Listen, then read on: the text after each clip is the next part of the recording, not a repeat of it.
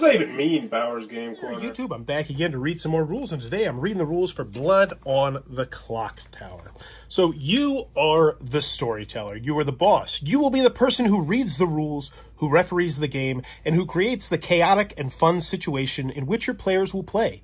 Many people find the storyteller role the most creative, rewarding, and interesting of all. This book is written for you, and you will need to read some of it before running your first game. If you've already played Blood on the Clocktower and have a rough idea of how the Grimoire works, you can skip ahead to running the game on page 10. If not, to prepare for your first game, first read the basics on page 4. This chapter will give you an overview of Blood on the Clocktower so you can understand what kind of game it is. If you are already familiar with social deduction games such as Werewolf or Mafia, you will find some familiar territory there. Next, read Running the Game on page 10. This chapter explains the basic rules of the game. You will learn how to start a game, how to end it, and what to do in between. Next, read the Trouble Brewing Character Almanac. Trouble Brewing is the most basic edition of Clocktower, and we highly recommend you start with it. Take a look at the characters and get a sense of each one. You don't need to know every detail of every character combination, just enough to get a rough idea of how they work. Once you've done this, you are ready to run your first game. While running a game, if you need to quickly clarify a rule, read the glossary on page 42. The glossary is much more than just definitions of terms. All the important game rules are listed there alphabetically. If anyone wants more information about how a character works, refer to their entry in the appropriate character almanac, which explains each character's weird and wonderful nuances, as well as interactions with other characters in that almanac. After running your first game or two, you'll find it handy to read further. The nitty-gritty on page 19 includes guidelines for interpreting the rules and the characters' abilities, as well as a cornucopia of information on the types of characters available. Great storytelling on page 27 gives tips and tools to help you take your game to the next level. Going further on page 35 describes how to create custom lists of characters, give advice on growing your Clocktower group, and catalogs many new additions, collections of characters you can add to your game. This chapter will help make your game smoother, massively more fun, infinitely varied, subtly weird, and fiendishly challenging. You can read the Bad Moon Rising and Sex and Violence almanacs once you wish to run them. Don't worry about these additions until then. Your understanding is more important than blindly following a procedure. Instead of simply listing the game rules in one dry chunk and hoping that you absorb it all at once, this rule booklet is written in such a way that you learn the rules while you learn what you need to know as the storyteller. You can expand your knowledge and add flair to your games once you've got the basics down. The players you will guide don't need to read any of this rule booklet, nor any of the almanacs or sheets included. Part of your rules as storyteller is to familiarize them with the basic rules at the start of their first game. That said, players are still welcome to read whatever tickles their fancy in these rule booklets. There is nothing secret here. What is this game? A long time ago in the sleepy town of Ravenswood Bluff, during a hellish thunderstorm on the stroke of midnight, a scream echoes down the vine-covered stones of its twisting alleyways. The startled townfolk rush to the town square to investigate and find that the local storyteller has been murdered, their body impaled on the forehand of the town clock. Blood dripping into the cobblestones below. Curiosity turns to fear as it soon becomes obvious to all that a demon is on the loose, killing by night and taking on a human form by day. Each of the townsfolk has some information, but the demon and its evil minions are spreading lies to confuse and breed suspicion over the identity of the fiend. Will the good folk put the pieces of the puzzle together in time, or will evil overrun the once peaceful town? Blood on the Clocktower is a social game of deduction and deception, lies and logic, murder and mystery for 5 to 20 players. During the day, players talk and socialize as a group, or go into private conversations to gather information, share what they know, or spread lies.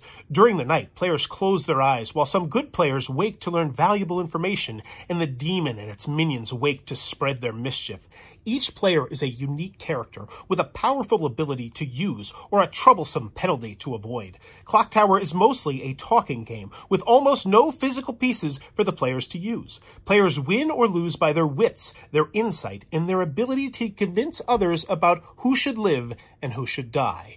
Blood on the Clocktower games usually run for 30 to 90 minutes, and you may find yourself playing several games one after the other.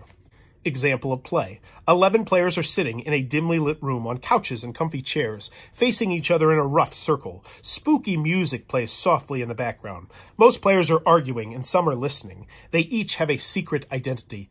and they all know that 3 of them are evil, while 8 of them are good. The good players do not know each other and are trying to figure out who is good and who is evil. The evil players know each other and are spreading lies about who is who. The mood is tense. Mariana, Julian, and Alex, all sitting on the same couch and talking amongst themselves, finally join in. I am the investigator, says Mariana, which means I know that either Abdallah or Sarah is an evil minion, the Scarlet Woman, to be exact. Well, you can't kill me, says Abdallah, because I am the saint. If I am executed, we all lose. It's got to be Sarah. That's bullshit, says Sarah. I am the fortune teller. I am good. You need to keep me alive so that I can gain information. Abdallah is evil. Don't trust him. Well, well, well, says Alex. This is very convenient, isn't it?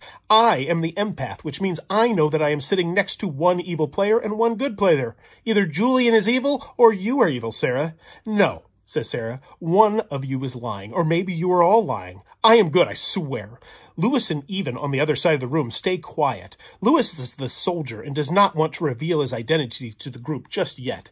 Evan, the monk, is watching and listening to determine who is valuable and who is expendable. Evan will be able to protect one player from death tonight, so he waits, letting other players do the talking. Eventually, Doug speaks. I am the chef, he says. I know that 2 evil players are sitting next to each other. I think Mariana and Julian are evil, or maybe Alex and Sarah are evil.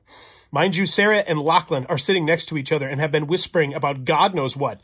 Maybe that's the evil pair. Either way, I'd like to execute Sarah. After a few more minutes of chit-chat, the storyteller enters the circles of players, holding the Grimoire, the game box with all the secret information, and asks for votes on which player will be executed today.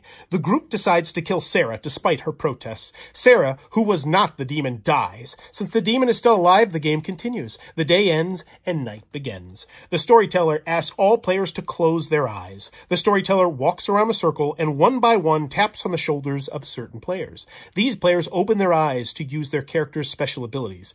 Evan the monk wakes up and points to Julian, signaling that Julian is protected from the demon's attack tonight. The storyteller then signals to Evan to close his eyes again. Ben the demon wakes up and points to Doug, the chef, signaling that he wishes to attack Doug. Lachlan, the evil poisoner, wakes up and points to Julian, since he heard Julian whisper that he is the Undertaker, a character who learns which character died by execution. Julian is now poisoned and may get false information tonight. Sure enough, when Julian wakes later that night, the storyteller signals to him that Sarah was the drunk, a good character even though Sarah was actually the Scarlet Woman. After the night is finished, all players open their eyes and the storyteller tells the group that Doug died during the night. Damn, says Doug. Aha, says Julian. Sarah was not the Scarlet Woman at all. She was the drunk. Sarah is good, which means either Abdallah or Mariana is lying. Lachlan, the evil poisoner, feels satisfied that the poison Undertaker's misinformation has helped the evil team recover from their initial loss of Sarah. Lachlan says, Amy, why don't you tell the group what you told me in private earlier? You are a powerful character and could be very useful to us good folk. Amy speaks up. I am the Slayer, she says, interrupting a heated conversation between Sarah, Alex, Mariana, and Julian. I am able to kill the demon immediately if I can guess correctly who it is, but I only get one shot at it. Ben, the demon, says, good idea. I reckon that Mariana is the demon. She is making everyone look evil and getting us to turn against ourselves. Get real. That's total bollocks, says Mariana.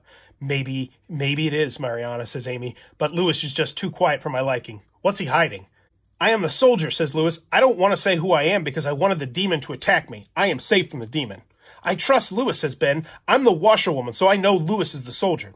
I've got good vibes on Lewis too, says Elvin. I'm the monk, and I protected Julian last night. We need our Undertaker to survive, but he does have shifty eyes. But wait, says Amy. If Sarah is the drunk, then that must mean Abdallah is lying. We can't have both a drunk and a saint at the same time. It's Abdallah. I'm sorry, but you're mistaken, says Abdallah. I think that Sarah actually is evil after all, and our Undertaker is lying. Trust me. Nope, says Amy. I choose to use my Slayer ability on Abdallah. The storyteller enters the circle again and informs the group that unfortunately the Slayer has not found her target today. So, says Even, that means that either Abdallah is good or Amy is lying. I knew it, said Ben. Traitors in our midst. You just can't trust anyone these days.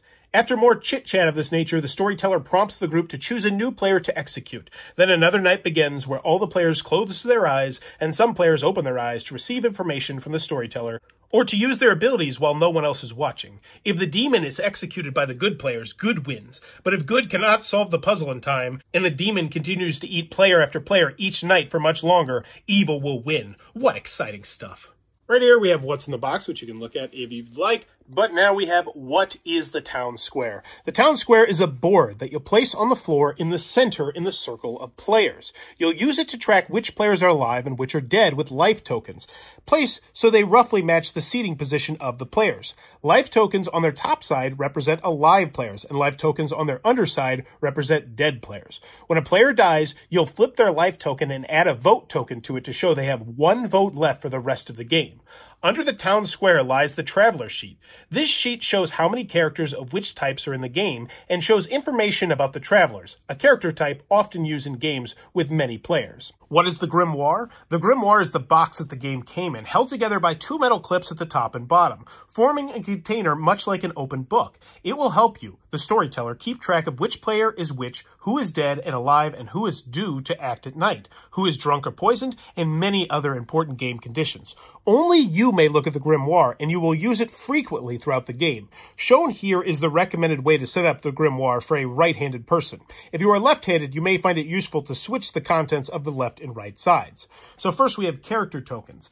Each player is a particular character in this game. The investigator is neighboring the imp and the undertaker. The chef and the soldier are also neighbors. Shroud tokens. These mean that the player is dead.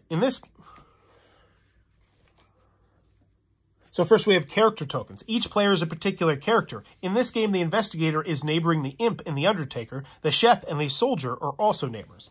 We have shroud tokens. These mean that the player is dead. In this game, the Scarlet Woman and the chef are both dead.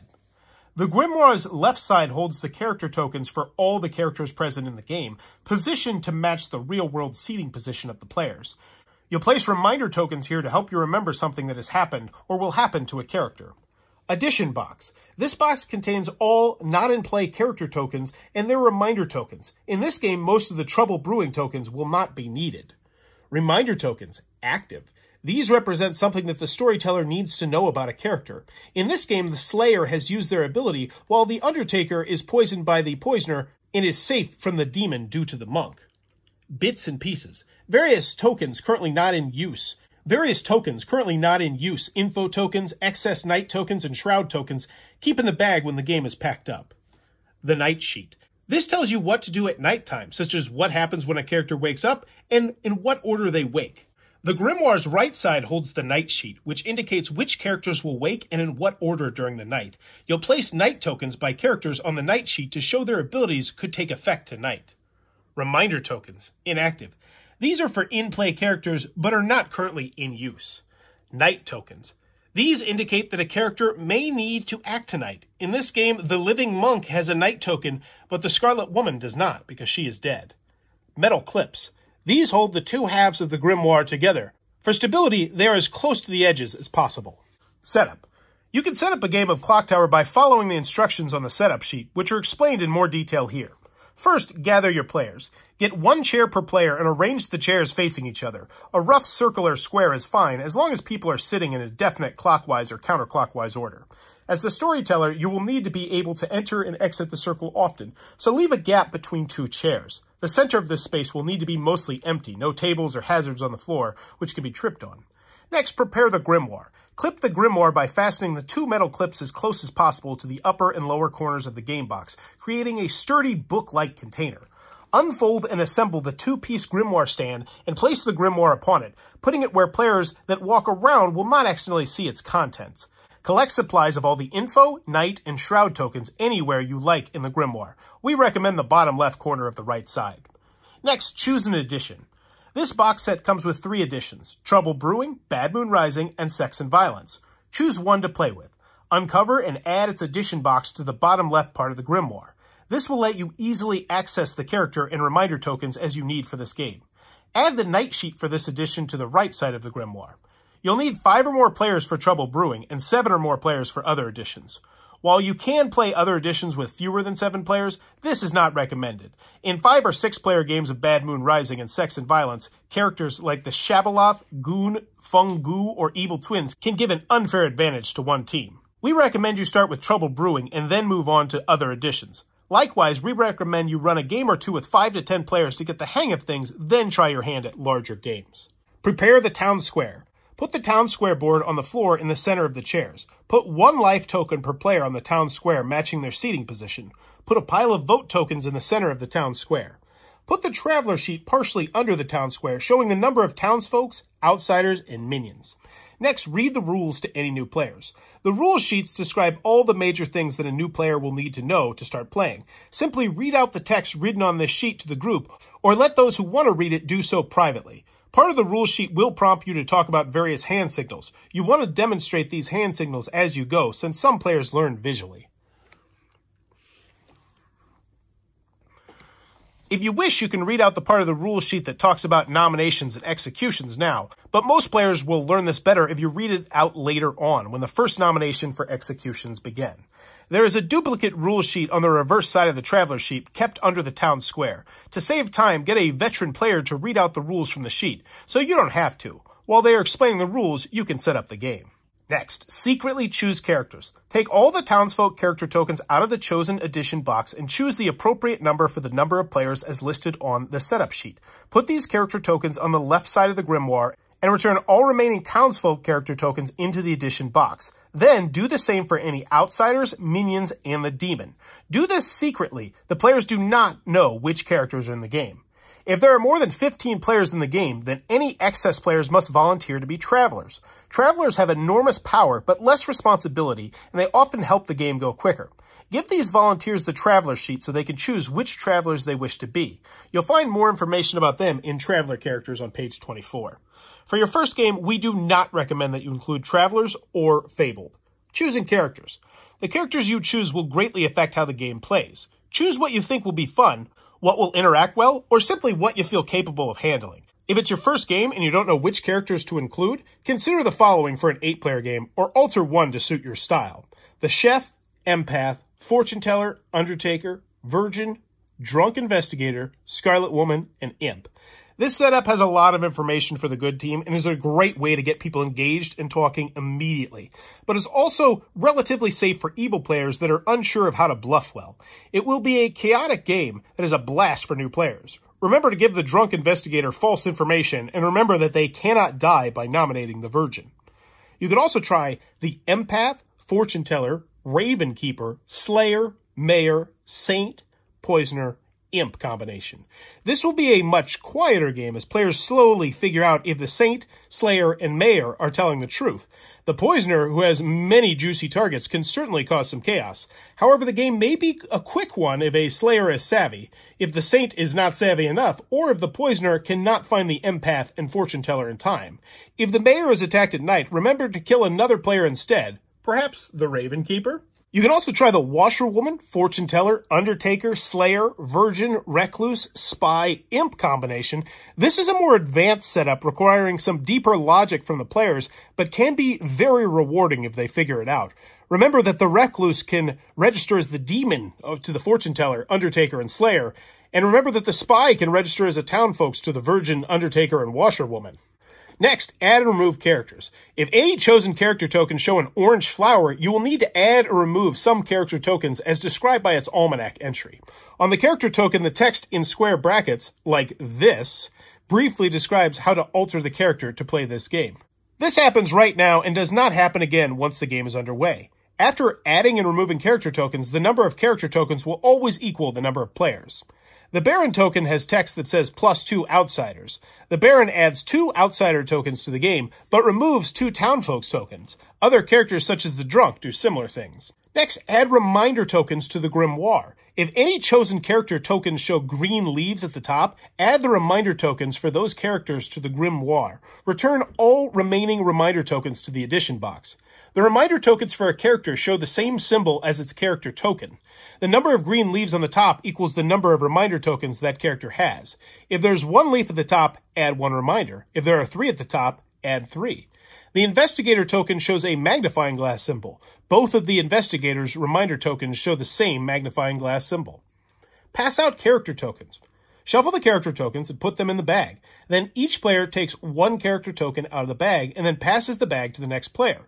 Continue this until each player has 1 token. Each player looks at their character token in secret, revealing it to no one else. Add the character tokens to the Grimoire. Collect all the character tokens from the players and place them in your Grimoire so they match the seating position of the players. The safest way to collect character tokens is to ask all players to hold their hand out with their character token in hand, felt side up, face side down. You can simply grab it from their hand, making sure nobody sees a flash of color as you do so. The exact position of each character token in the Grimoire is up to you. If 3 players are all sitting in the same couch, it is more helpful to group those 3 tokens close together in order to remind yourself that they are the couch triplets. As long as the clockwise or counterclockwise order of the players is the same in the Grimoire as it is in the physical space, you'll be fine. But now you're ready to begin. The night. Preparing the night. Before running the night phase itself, you'll want to prepare a few things first. Ideally, nights should go quickly and smoothly with a minimum of thinking. If you prepare your night well, you've done all your thinking beforehand. Players may talk amongst themselves freely while you are planning the night phase. First, make sure your night sheet is set up properly. Put it in the right side of the Grimoire. If this is the first night phase of the game, use the first night side of the night sheet. If this is not the first night phase, use the other night's side of the night sheet. Add and remove any reminder tokens you need. Place reminders you'll need tonight in the appropriate positions in the left side of the Grimoire. Place any reminders you won't need tonight in the right side of the Grimoire. Reminders. How you'll use each character's reminder tokens is described in their entry in their character Almanac, although they should be fairly obvious. For example, you'll place the 2 washerwoman reminders by the character tokens of the 2 players that the washerwoman will learn about during the first night. Place night tokens on the night sheet by each character who is acting tonight and by the dawn entry. Also add night tokens in the special situations below. If this is the first night of the game and there are 7 or more players, add night tokens to the minion info and demon info entries on the night sheet. This will remind you to wake all the minions and show them the demon, and to wake the demon and show them the minions. If there are travelers in play, then place a night token by the dusk entry of the night sheet. At dusk, some travelers act. A night token here can help you remember to wake them.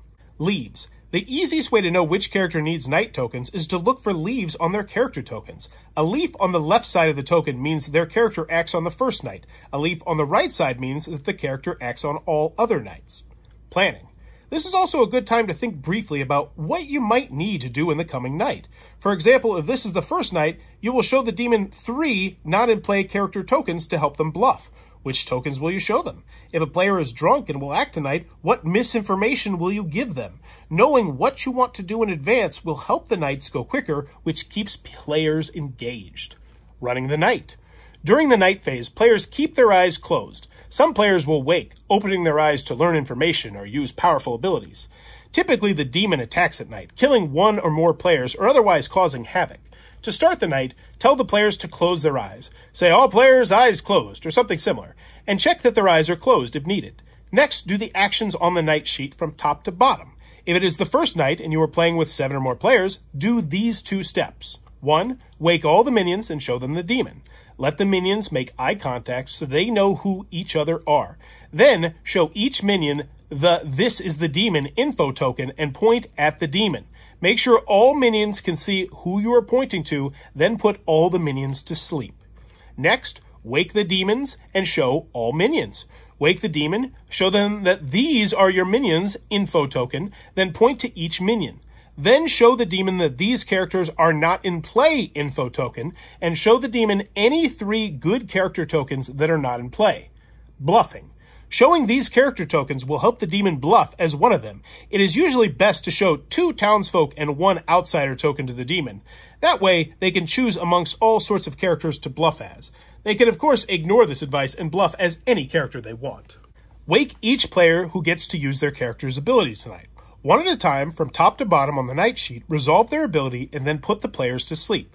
As characters act, place reminders as needed. A purple circle next to a character on the night sheet means you may need to put the character's reminder token somewhere. For example, after the poisoner chooses someone, put the poisoner's poison reminder by the chosen player's character token to remind yourself that they are poisoned. When you reach dawn, simply wait 5 to 10 seconds, then declare that the players can open their eyes, saying all players' eyes open, or something similar does the trick. If any players died at night, declare immediately which players died at night. Do not say which characters killed each other. If no one died during the night, say this, but do not say why no one died. You'll learn about death later in Execution and Death. Running dawn well. The small wait at dawn prevents players from knowing for sure whether they were the last to act at night. Likewise, declaring who died immediately prevents players from quickly shouting out, "I died! I wasn't woken last night!" which helps prove that they're a particular character. How do I know who to wake up at night? The storyteller will need to judge from the state of the game whether they need to wake a player up, even if they have a night token on the night sheet. The description of the character itself will say when they will wake up through the course of play. For example, the Ravenkeeper gets a night token because they might need to be woken, but might not. If the demon kills the Ravenkeeper, you will wake the Ravenkeeper later that night to give them their information. If the demon does not, simply skip the Ravenkeeper action. There is no need to wake them for no reason. For another example, the Gossip's ability may kill a player, but the Gossip player does not wait to learn that this has happened. How do abilities work? Usually a player wakes, then either chooses a player to affect or receives some information from you via hand signals. Each character's ability is listed on the night sheet and described in full detail in the appropriate character almanac. You'll learn far more about abilities in Abilities on page 20, but don't move on to this section until you've played a game or two first. Some characters can kill other characters at night. If a character dies at night before they would wake up, this character won't wake up. Death is explained further in Execution and Death on page 15. Communicating at night. You will use hand signals to communicate to some players at night. Since all players will have their eyes closed during the night, and the player that wakes to act does so in secret, you'll be keeping as quiet as possible so as not to reveal their identity to other players. Any complex questions can be handled in private during the day phase. You can give all these signals with one hand, holding the grimoire with the other. Eyes open. To wake a player during the night, gently tap them twice on either the shoulder or the knee. Eyes closed. To put a player back to sleep during the night, put your hand over your eyes. To signal yes to a player, nod your head yes. To signal no to a player, shake your head no. To signal that a player is good, give a thumbs up gesture. To signal that a player is evil, give a thumbs down gesture. To signal a number to a player, hold up that many fingers. To signal a 0, touch your thumb to the tips of your other fingers, forming a 0 shape. To indicate a specific player, point to that player.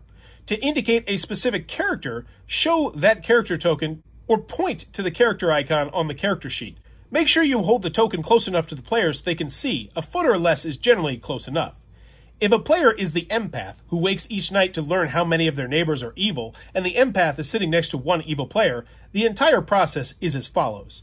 Tap the empath's knee twice to wake them. Hold up one finger to signal 1. Put your hands over your eyes to let them know they are to go back to sleep. Or, if the player is a Ravenkeeper who wakes up and chooses a player and learns their character, the entire process is as follows. Tap the Ravenkeeper's knee twice to wake them. The Ravenkeeper will point to a player.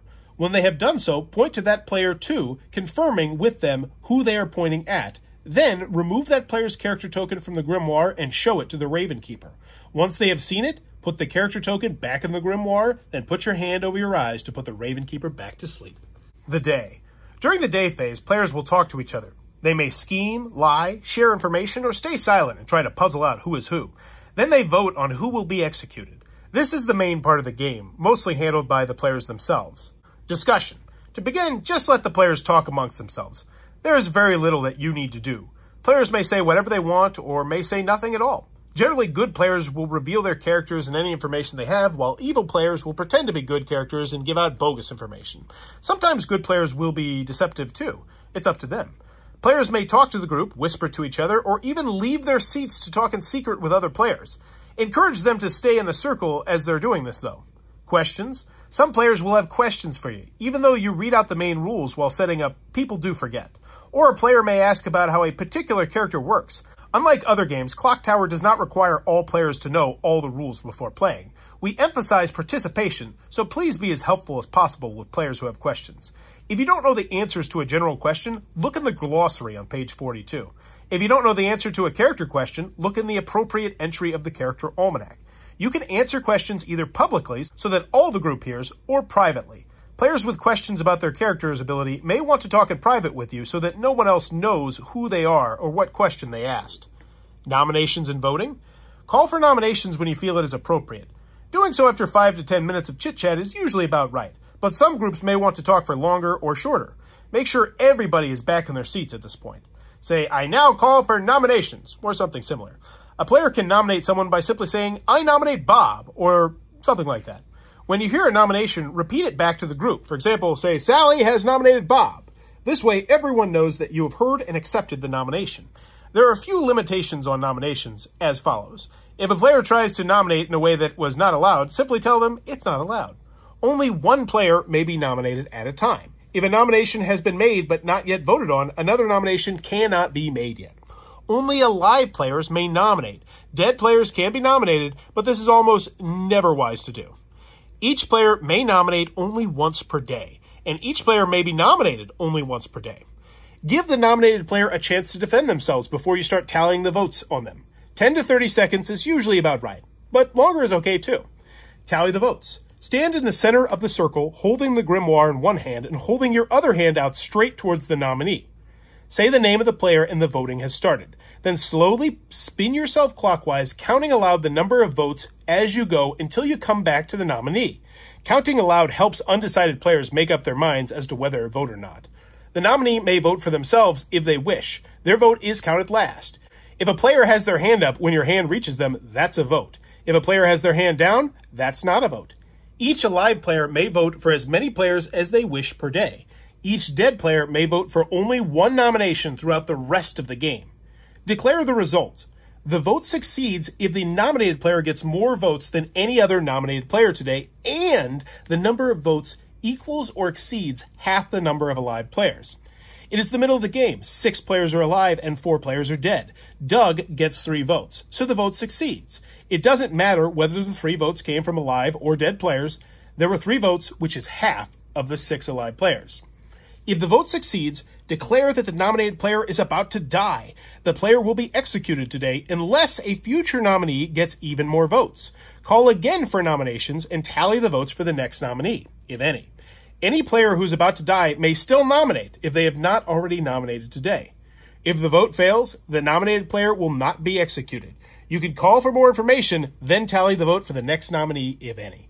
If the vote ties with a player nomination earlier today, then neither nominated player will be executed. They are no longer about to die. Call again for nominations and tally the vote for the next nominee, if any. A nominated player must get more votes than the tied number for you to declare that they are about to die. Give a last call for nominations. Once you feel there have been enough nominations and votes for today, or if no players have made nominations today, give them their last reminder in case they weren't paying attention. Step into the circle and say, last call for nominations, 3, 2, 1, to give the players time to make rash last-minute decisions. If no one makes another nomination, then declare that nominations are closed for today, execution and death. Execute the players who is about to die. Declare that that player dies. There is only one execution per day. After an execution, the day phase is effectively over. An execution is not required. If the players decide not to nominate anyone, or if the nominees don't get enough votes, or the voting ends in a tie between 2 nominees, the day ends without an execution. When a player does die, ask the player to flip their life token on the town square to its underside and put a vote token on it. Dead players, whether dead by execution, by the demon, or by any other means, follow these rules. Place a Shroud token on their character token in the Grimoire. They immediately lose their ability. Their ability no longer affects the game in any way, and they are not woken during the night to act. So remove their reminder tokens and night tokens, if any. They cannot nominate, and they may only vote once for the rest of the game. When they choose to vote, they remove their vote token from their life tokens. Dead players without a vote token cannot vote. They still close their eyes during the night and may still talk as much as they want. In fact, because the dead players have a voice and a vote, it is usually the dead players who decide the final fate of the town. Dead players win if their team wins, and lose if their team loses, just like alive players. When a player dies, is their identity revealed? No. Some storytellers more familiar with other social deduction games have a habit of telling the group which character the dead player was playing. In Clocktower, the identity of the dead remains a mystery. Dead evil players may still wreak havoc if they are believed to be good. After the execution phase is over, take 30 seconds or so to prepare your night phase. Some reminder tokens and night tokens may need to be added or removed. When you are ready, declare that the day is over and ask all the players to close their eyes. Ending the game. Once the first night phase is over, go to the day phase, then the night phase again. Remember to flip the night sheet over to the other night side and rearrange the night tokens accordingly to the end of your first day phase. Repeat this until one team wins and the game ends. In Ravenswood Bluff, death is not the end. If the good team wins, all good players win, whether alive or dead. If the evil team wins, all evil players win, whether alive or dead. One team wins and the other team loses. There are never any neutral players. Good wins if the demon dies. Declare that good has won and encourage any handshakes, hugs, or screams of joy that you wish. Evil wins if there are only 2 players left. Declare that evil has won and encourage any fist bumps, finger guns, or debauched partying that you wish. Evil could win either because the demon killed a player or the wrong player was executed. If both teams would win at the same time, good wins. For example, if the demon dies, but that only leaves 2 players left, the good team wins. Does the game always end when the demon dies? Nope. Some characters, such as the Scarlet Woman, keep the game going after the demon dies without the good team knowing what has happened. In some intermediate and advanced edition, multiple demons can be alive at once.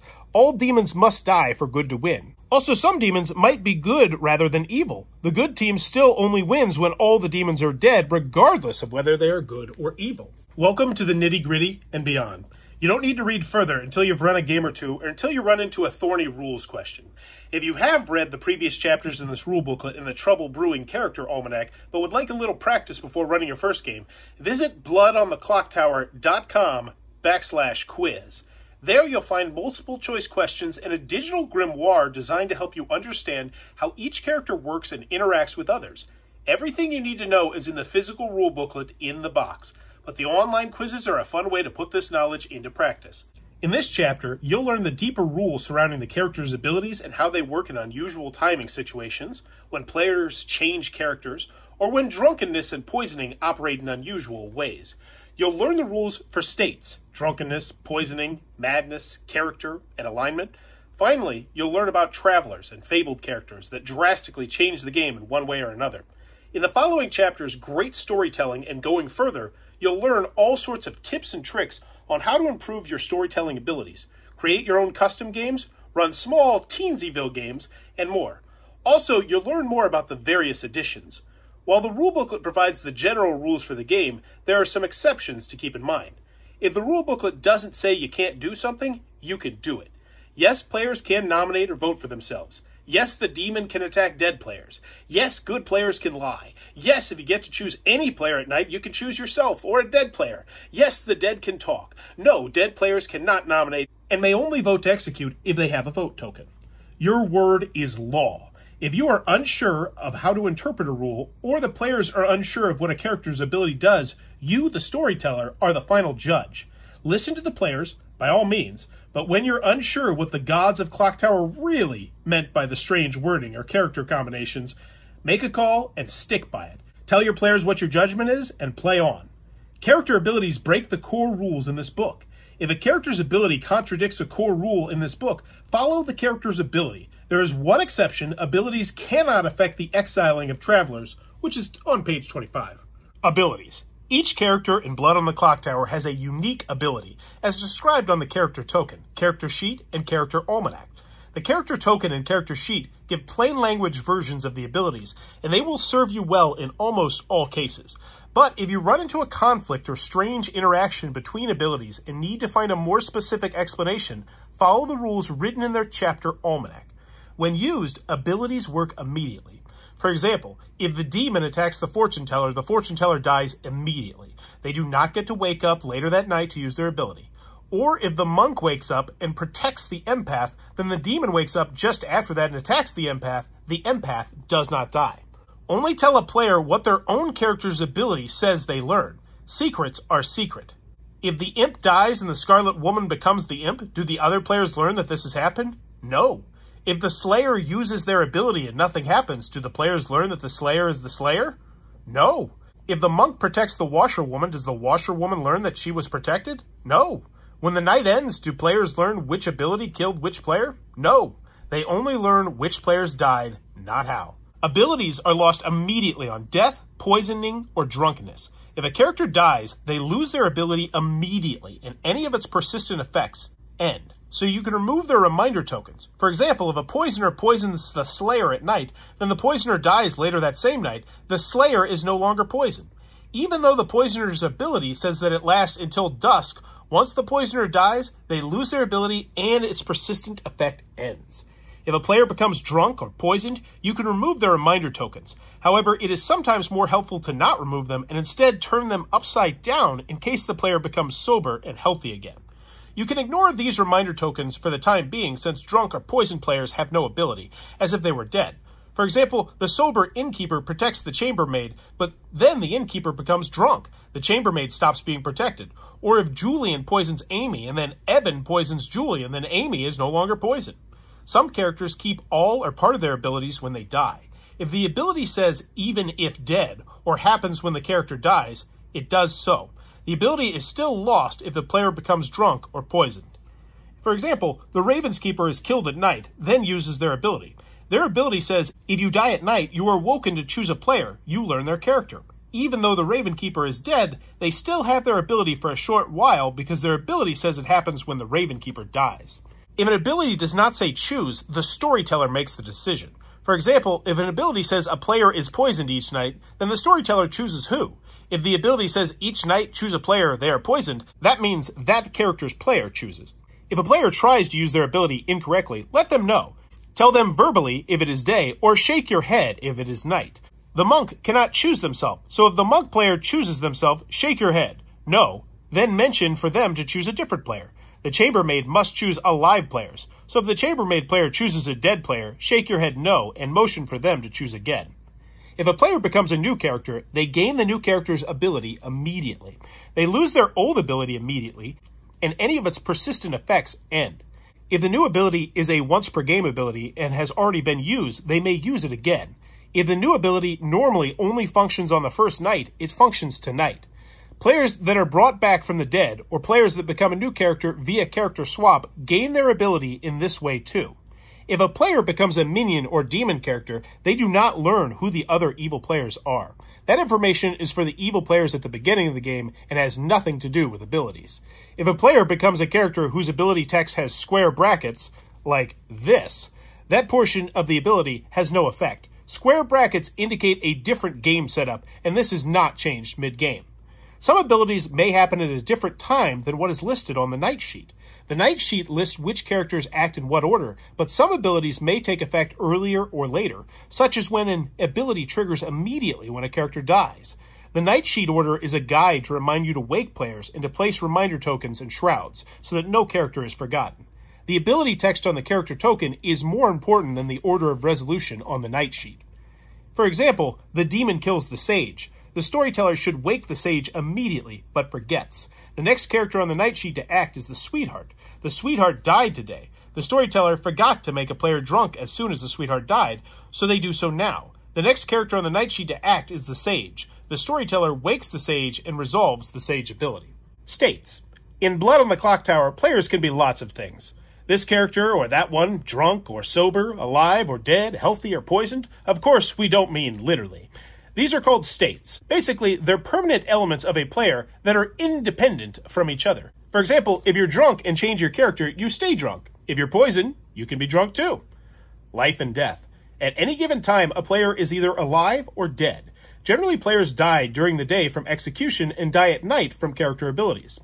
Execution is different from death.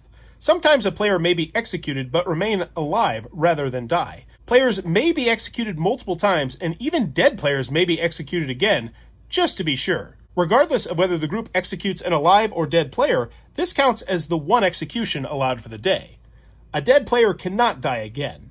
If a dead player is attacked by the demon, for example, they do not die again, and the group does not learn that they died last night. Alignment and character.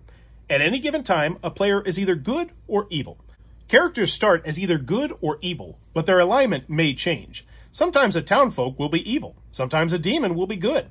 If a good player has an evil character or an evil player has a good character, turn their character token upside down to remind yourself that the player's alignment is the opposite of the color of the token. Character is independent of alignment. If a player changes alignment, their character stays the same, and vice versa. For example, if the goon becomes evil, they're still the goon, or if the pit hag turns the good juggler into the witch, then the witch is still good. The player learns of changes. If a player's alignment or character changes, they learn this at the earliest opportunity, in secret. You will usually show the "You Are" info token and then their new character or alignment. The night sheet or character almanac will tell you when an alignment of a character changes, prompting you to wake the changed player and inform them. Learning a new character or alignment isn't information in the normal sense. It is not affected by drunkenness or poisoning or by characters such as the Vortox. This is so that players know their own alignment and character, with a few exceptions. Sometimes a player thinks they are a character or alignment that is different from their true character or alignment. For example, the drunk and the lunatic are designed to not know who they really are. Drunkenness and poisoning. At any given time, a player is either sober or drunk, and either poisoned or healthy. Being drunk and being poisoned do the same thing. Alive and dead players alike can be drunk or poisoned. A drunk or poisoned player has no ability. A drunk slayer cannot slay anybody. A poisoned demon cannot kill anyone. A drunk virgin cannot cause an execution with their ability. A poisoned courtier cannot make anyone drunk. If a player tries to use their once-per-game ability while drunk or poisoned, they do not get to use it again. It is gone. They can get their ability back. If a drunk player becomes sober again, or if a poisoned player becomes healthy again, they regain their ability. That said, if they use their once-per-game ability already, then tough luck. Do not tell them they are drunk or poisoned.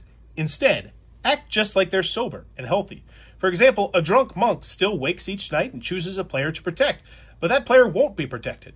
A poisoned demon still wakes to attack a player, but nobody dies, and the demon won't know exactly why. Sometimes you may want to hint to them that they are drunk or poisoned, such as by showing the Undertaker that the mayor got executed when nobody is claiming to be the mayor, but such times are exceedingly rare.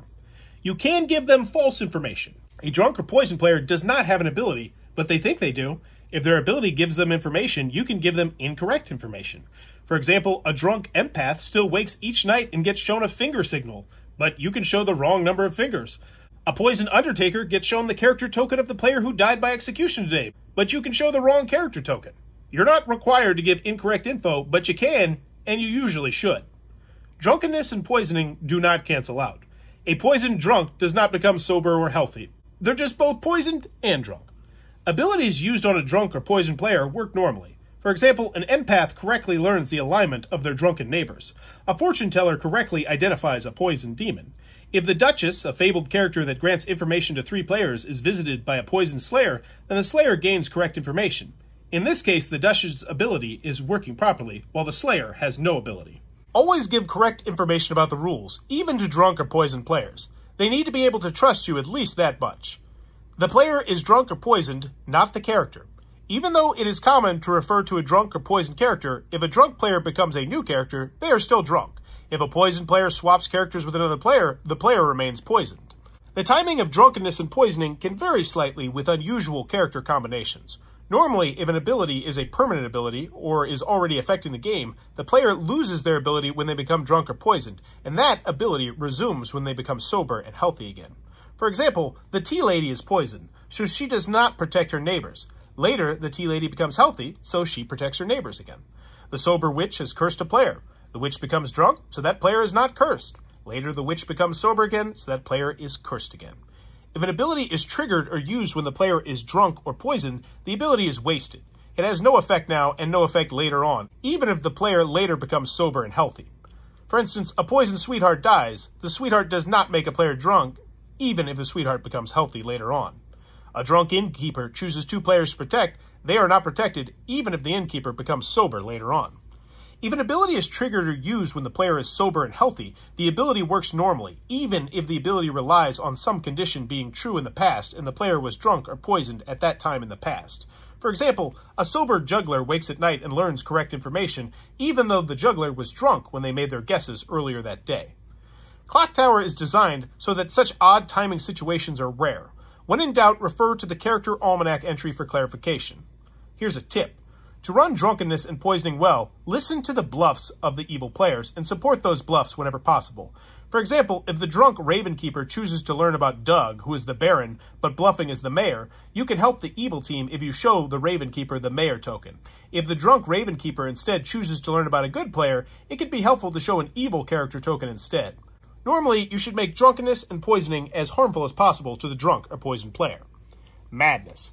Madness is introduced in the Sex and Violence edition. It's fairly rare, with only about a dozen characters that cause madness over the many editions. It is more like a real-world state than a game state. You cannot look in the Grimoire and see which characters are mad or not, but you can watch and listen to what people are saying to determine if players are mad or not. When a player is mad about something, that means they're trying to convince the group that something is true.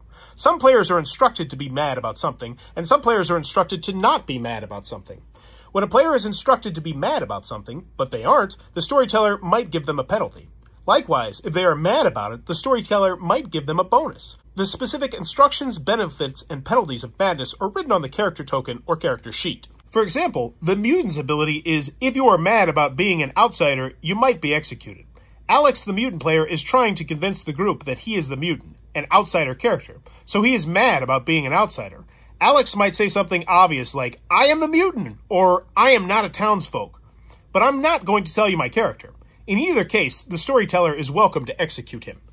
Alex may instead try something more subtle. He might say something like, I am not going to tell you who I am, but I'm definitely not the mutant, with a mischievous grin on his face. Or he may even say nothing at all while other players accuse him of being the mutant. In either case, the storyteller may judge that Alex is trying to convince the group that he is the mutant. In the first case, he is saying one thing and meaning another. In the second case, he is saying nothing at all, but hoping that because of it, the group will conclude that he is the mutant. In either case, the storyteller might execute him. Similarly, even if the storyteller doesn't spot Alex telling anyone that he is an outsider, but an evil player comes up to the storyteller in private and says, Alex told me he is the mutant, then that's evidence enough that he's trying to convince the group that he is the mutant, so the storyteller can execute him. Another example, the Serenus ability tells a player that they should be mad about being a specific character, or else they might be executed. The Serenus chooses Sarah to be mad about being the sage, so Sarah should do her best to convince the group that she is the sage, or else she risks being executed.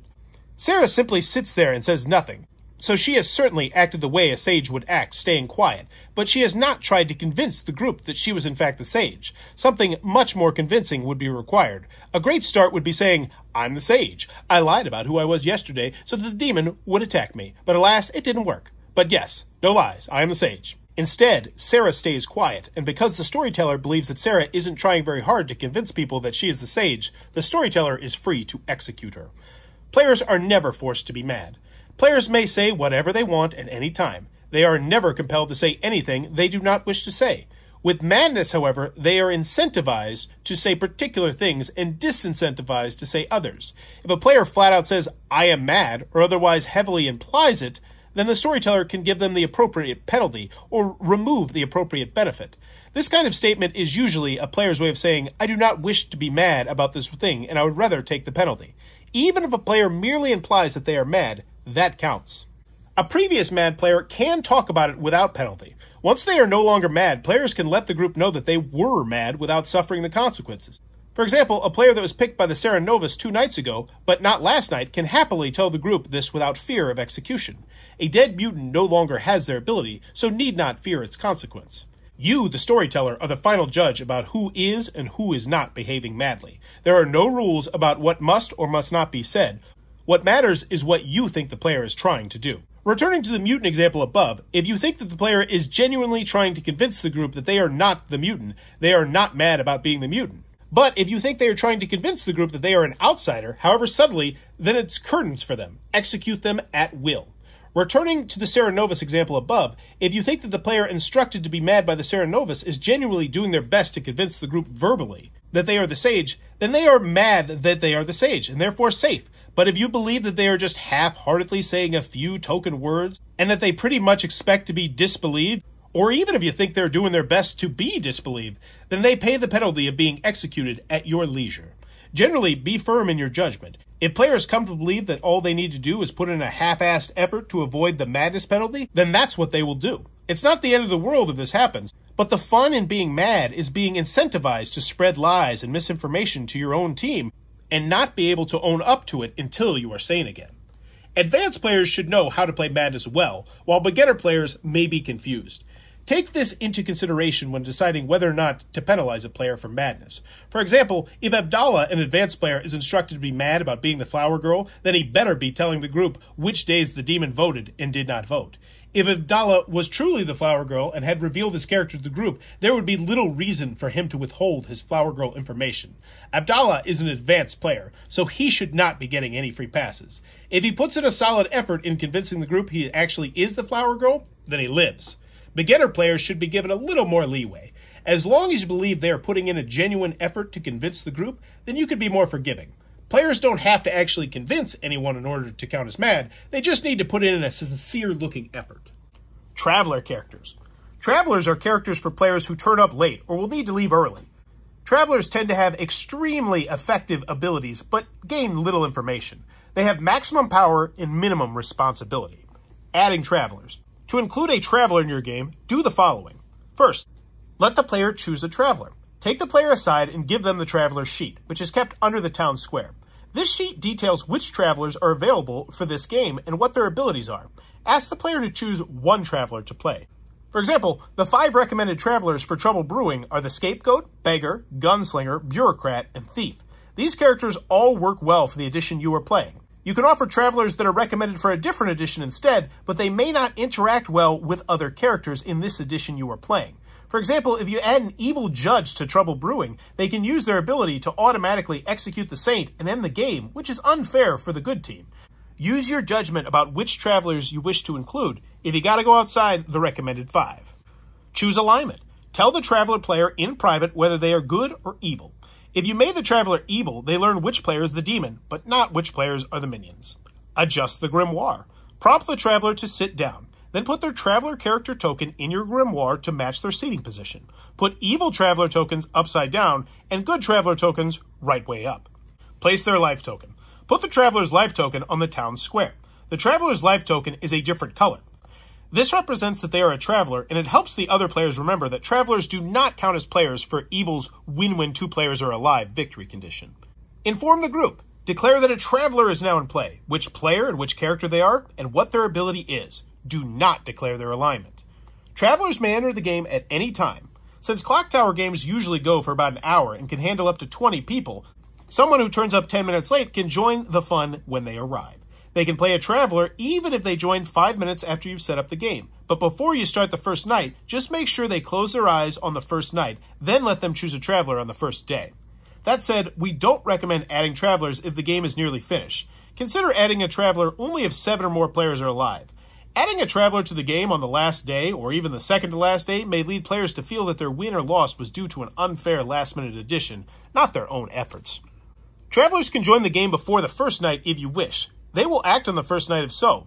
For all games larger than 15 players, travelers are included in the game and begin at the same time as the other players. If a player needs to leave before the game ends and is kind enough to tell you while you're setting up the game, you can give them a traveler instead. This player may leave at any time. When they do, simply remove their character token from the grimoire and remove their life token from the town square. We recommend giving travelers to these players because a game cannot continue if the demon leaves partway through, and you never know which player will be the demon. Make travelers good most of the time.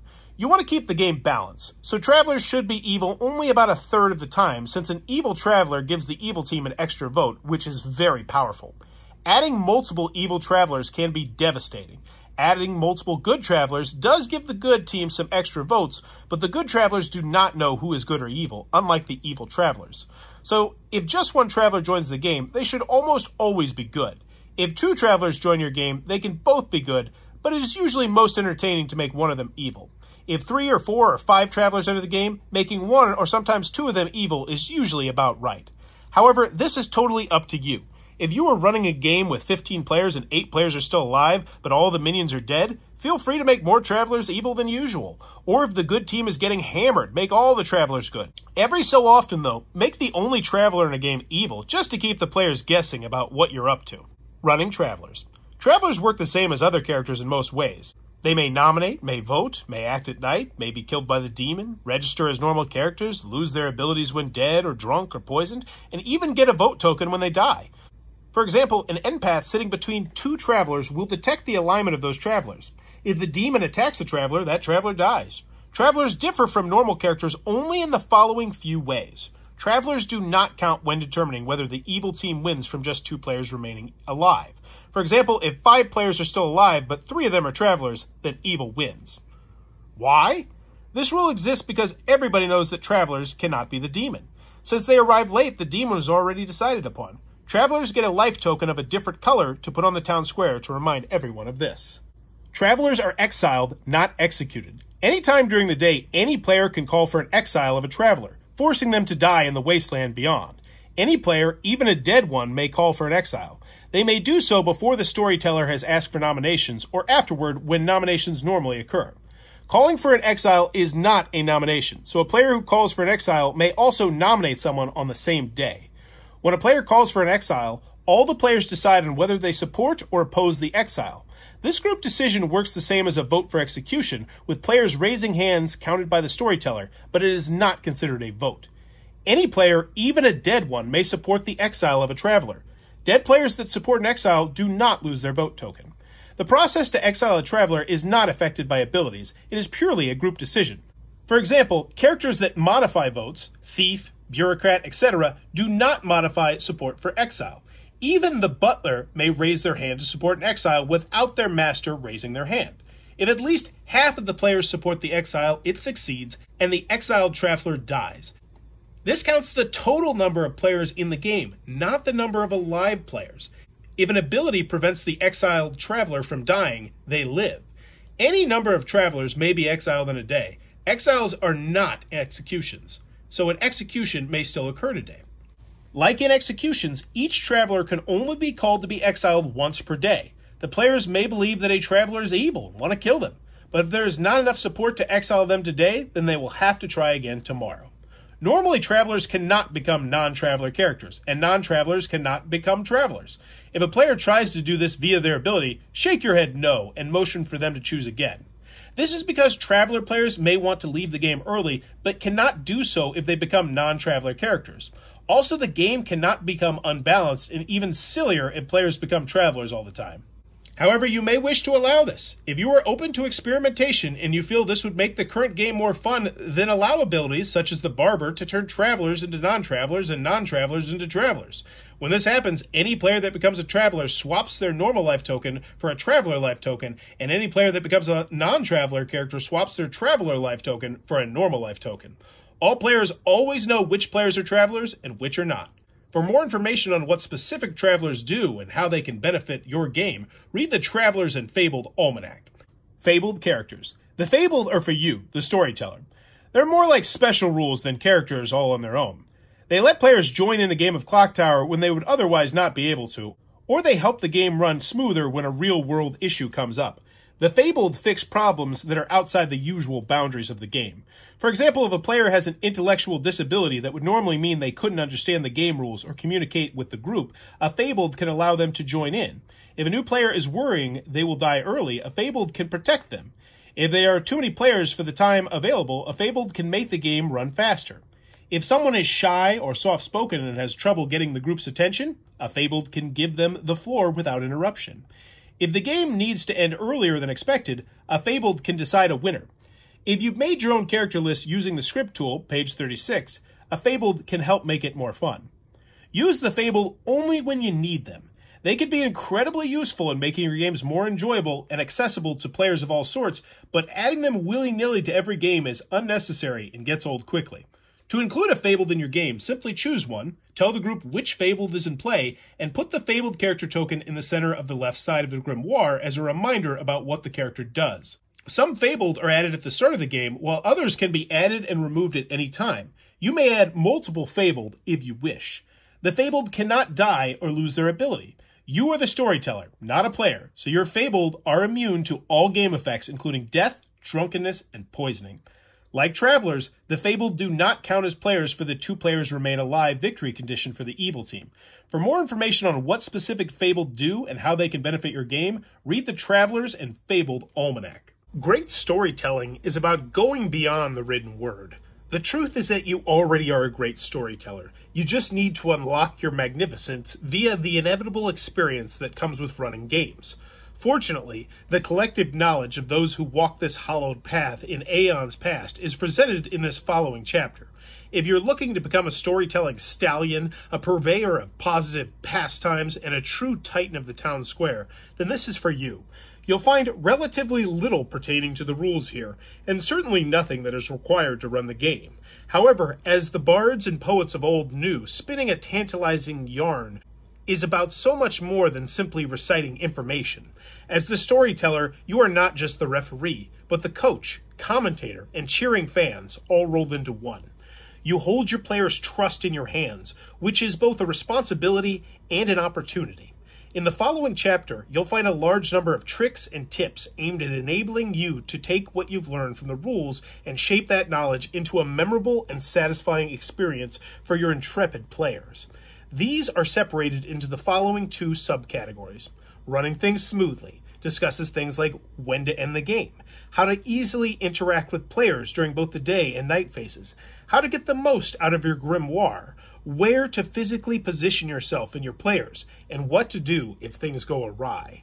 Making things fun looks at how and when to add creative flair to your storytelling. Dealing with problem players and taboo subjects, strategies for crafting epic experiences, and how to get the most out of the melting pot of personalities that every game involves. If you're running games for newcomers trying to grow your ensemble of players, or simply want to tighten up your storytelling, then this next chapter contains everything you need to get started on those journeys. Running things smoothly. You can end the game when victory is certain for one team. If all remaining players are evil, then good cannot nominate the demon, so you can declare that evil wins. Almost every time when there are 4 players left alive and the good player executes a non-demon player, you can end the game there. If you were to continue the game after this execution with just 3 players, then the demon would kill one of those players at night, ending the game. There is little point in going through this process, as evil already knows that they have won. However, if a monk or a soldier is still alive, then the demon may not end up killing a player that night, leading to another day of executions after all.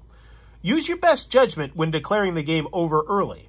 If there is any way for the losing team to win, however unlikely it is, then keep the game going. During the night, confirm player's choice with a downward finger point. Sometimes players will point at another player very quickly, or will point from an angle that makes it hard for you to determine which player they want to choose. Instead of guessing their intentions, walk to the player you think they choose and point vertically down at the chosen player with your hand above them. This makes it very clear to the choosing player that you want to confirm their choice. The choosing player nods to you. You nod to the choosing player. You both understand exactly which player is the target. This practice, or whatever works for you, is a good habit to get into as it avoids easy misunderstandings. Moving around unnecessarily at night can put crafty players off your scent.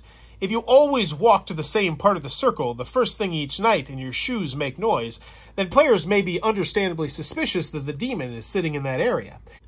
If you walk to different areas of the circle at random intervals, any noise you make will not give away what is really happening.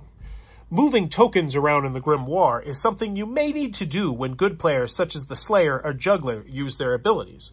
When evil players bluff as these characters pretend to move tokens around the grimoire in the same manner veteran players will not be able to tell by looking at your hand motions whether the player in question is bluffing or not. Quietly tap the shoulders or knees of the player that needs to wake. If your tapping makes noise, neighboring players may hear it and get suspicious of the tapped player. If the player is wearing thick clothing and cannot feel light taps, then press down noticeably with your hand twice instead. Point to the ability text on the player's character sheet if you wake a player at night for them to act and they look like they don't know what to do. Some new players forget that their ability works at night or how it works. Simply pointing to the text on the character sheet is usually enough for them to understand why you have woken them. Keep the grimoire level when moving about. The high sides of the grimoire should keep its contents hidden from the players as long as you don't tip it at a steep angle. Players need to be seated with their eye level below the top of the grimoire in order to avoid accidentally seeing inside. Hold the grimoire by the central spine from above or underneath. This way, you can have a free hand to move tokens around. Don't hold the grimoire by the left and right edges alone, as this will cause the box to snap closed, which could send tokens flying everywhere. Transport your grimoire with the spine facing down. If you put your grimoire in a bag, having all of its weight on the strong spine of the box will help prevent fraying or bending of the box corners, keeping the game in good condition. Step into the circle, completely or in part to make sure that you are seen and heard when doing important things like running a vote or saying, "Last call for nominations, 3, 2, 1. You don't want to hog the limelight and demand attention at the expense of the player's fun, so this visual cue, being in the center of the circle, is an easy way to let the group know you are doing something important. If you make a mistake, just play on and do your best. Don't try to balance the game by giving the opposite team some benefit. This is awkward to do well, and means that the good players could often backtrack and find out what your mistake was by figuring out which team benefited from your correction and how. All storytellers make mistakes at some point. It happens. Maybe you let the soldier be killed by the demon. Maybe you forgot the mayor was the drunk and declare that good won because of it. Just roll with it. If the mistake benefited the winning team, then an apology to the losing team might be in order. If the mistake benefited the losing team, then extra congratulations to the winning team. When you realize you've made a mistake, it's usually best to tell the group as soon as possible, but not tell them what the mistake was. This way they have enough information to work with, but not so much that it is a detriment to the opposing team. One exception here. If you forgot to wake a player that should have woken during the night, you can either temporarily put all players back to sleep in the morning and wake just that player, or you can request a private chat with that player and resolve their ability then. For example, if you forgot to wake the butler, either put all players to sleep and resolve the butler's ability, or just take the butler aside and ask who they wanted to choose as their master last night. If you think that you can fix a mistake in that way, go for it. If you relax and take your time when setting up each night phase, you'll find that mistakes get less and less frequent. If you find that you are being rushed, relax and take your time. If you are confused about something, you guessed it, relax and take your time. It is often best to answer questions privately. Most players' questions will be about their character. When talking privately, you can be more candid and responsive. When answering questions publicly, remember to refer to the name of the player, not their character, and to talk in such a way that does not reveal excess information to the group. For example, if the empath asks you publicly, "What did the one-finger hand signal mean last night?" and you answer, "It meant a 1, then you have publicly confirmed that the empath is the empath. Or if a monk asks, "How many players can I choose at night?" and you say, 1, that can have revealed too much. In private, these conversations can happen much more easily. Discourage players from talking about their characters before the first night begins. You may even want to ban this behavior. If players consistently reveal their characters before the demon has received its 3 not-in-play characters to bluff as, then that pressures the demon to reveal who they are before they are ready. Even though it goes against the "you may say whatever you want at any time" rule, stopping good players from using this strategy may be necessary. Most players understand that the game has not really begun until the first night begins, and will not do this. However, if it becomes an issue, either ask players to not do it, or put the Hell's Librarian, one of the fabled on page 25, into play. You may have to do the same thing if players continually talk about their abilities during the night while they are using them.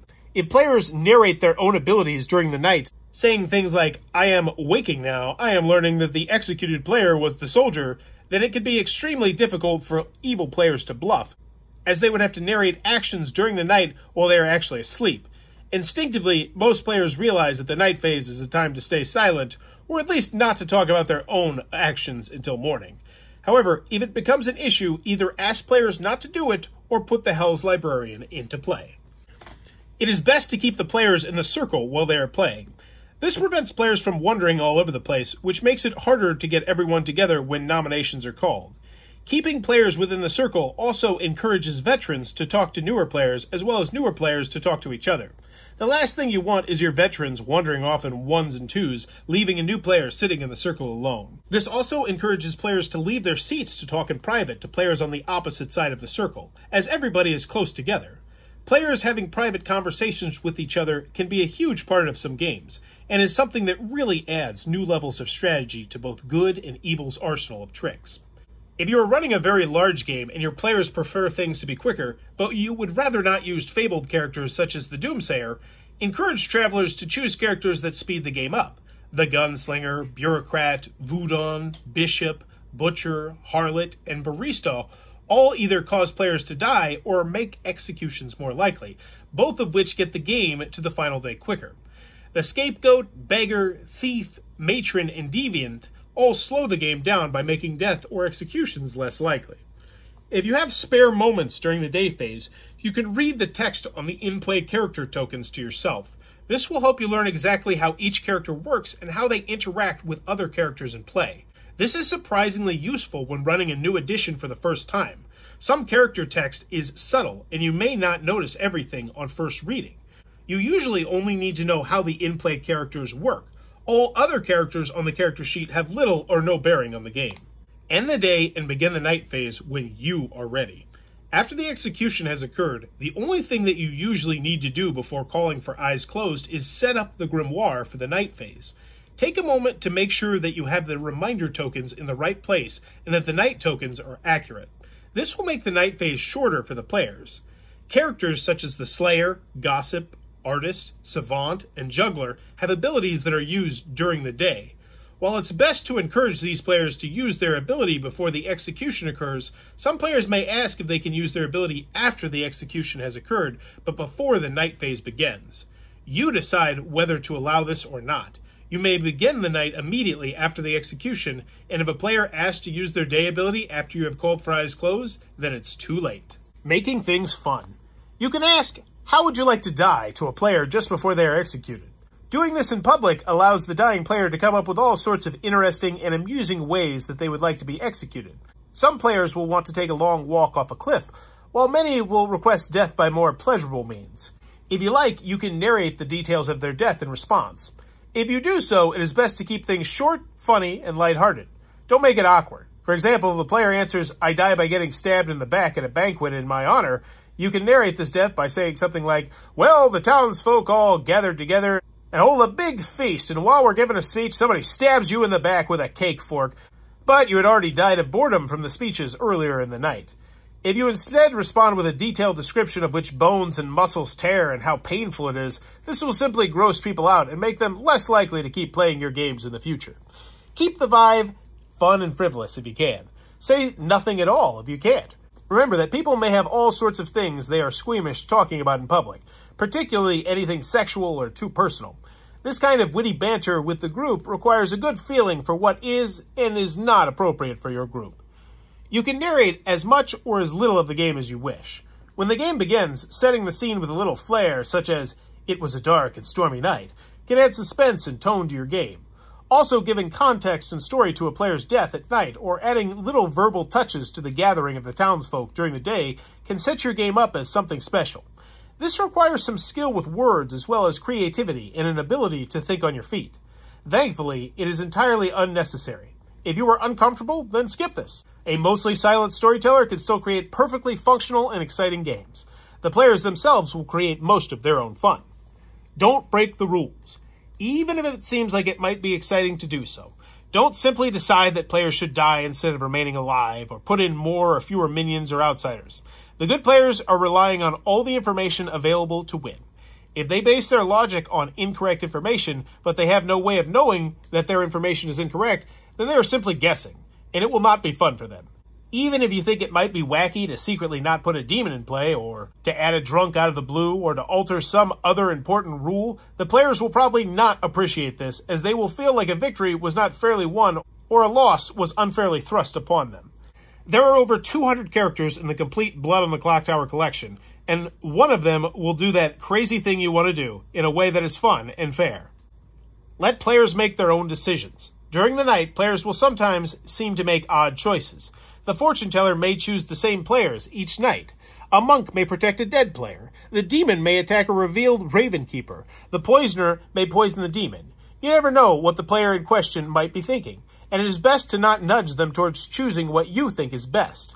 In the above examples, the fortune teller may be testing to see if they were drunk. The monk may want a death tonight so that 3 players remain alive for a mayor victory. The demon may want to get the raven keeper out of their way early. And the poisoner may be about to bluff as a soldier and use the fact that no death occurred as evidence. If you let the players make their own choices, they may not be the best choices, but they own them. Dealing with negative behavior is something you may have to do sooner or later. As is the case with all social gatherings, sometimes a player will speak in a disrespectful tone to another player. Blood on the Clocktower is a social game, which means social tools are useful in playing it. There are good, fun ones like charm or humor, but one or two players may get a little caught up in the excitement and revert to some of the more negative social tools, such as shouting, bullying, or emotional blackmail. Any player behavior that is unpleasant or otherwise destructive to the good vibe of the game should be nipped in the bud. This type of behavior is not acceptable, as other players may feel uncomfortable at best or argumentative and victimized at worst. Every player deserves to be in an environment where they feel accepted, respected, and able to make their own decisions. If you encounter negative behavior, take the player aside for a private chat. Explain to them that their tone and behavior might be unpleasant to one or more players. Stress that the problem is not the person, but the behavior. Most players will immediately change how they interact with others, as they hadn't realized how heated they were getting. They probably saw their actions as enthusiastic or intense, and will appreciate that you took them aside to let them know otherwise. Players that verbally justify their own bullying or aggression and put the blame on others should not be welcomed at any future games you run until they can overcome this tendency. Similarly, players that feign offense and hurt feelings might be using negative social tools. For example, if a player pretends to be really annoyed, hurt, or angry at being nominated for execution, that could cause a bad vibe for the game. An upbeat, fun, and respectful mood is more important than either team winning or losing, period. More importantly, you need to know whether any in-game expression of distress is genuine, so that you can act appropriately and compassionately. If a player abuses that trust by pretending to be genuinely upset when they are not, you should have a quiet word with them to encourage them not to do so again. Judging what is and isn't offensive or unpleasant can be tricky, so use your best judgment. Censoring certain topics of conversation rarely goes well, as it is usually a player's tone, not their words, that is problematic to others. Swearing, smack-talking, or vulgar or contentious subjects might be fine depending on your group. Personal attacks, insults, or anything that makes a player feel unsafe, hurt, or unheard are not. Taboo subjects, or subjects perceived as taboo, such as death, sexuality, gender, and the occult, may be a barrier for some people to play. Similarly, particular characters may offend some people or make others uncomfortable with playing. Whilst those uncomfortable with games involving taboo subjects in general may be better off finding a different game to play, you can cater to players with strong dislikes for particular characters by making your own character list, with exactly the characters you want in play and none that you don't. For more on this, read the script tool on page 36. Shy players, paradoxically, tend to very much enjoy the intense social interaction of Clocktower. Many will stay silent and simply listen, taking part every so often by revealing information and putting their vote to good use. However, they may let other players interrupt them when trying to talk, or their voice may simply not be loud and dominant enough to get the group's attention.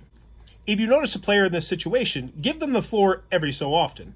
Silence the rest of the group and allow the shy player to say what they wish to say uninterrupted. Never demand that the shy player speak. Simply ask if they wish to. The best time to do this is when the shy player has been nominated, as this is when the group's attention is mostly on them anyway. Even saying, "You have been nominated, what do you have to say?" can be the prompt they need to talk and be listened to without you needing to silence the rest of the group at all. Gradually, over several games, you will probably find that the previously shy player gains a sense of confidence and begins to participate more. Don't silence a talkative player unless the rest of the group is silenced too. Telling a talkative player to be quiet while letting everyone else speak will lead that player to feel that they are being treated unfairly, which they have been. Clocktower is a game about talking, after all.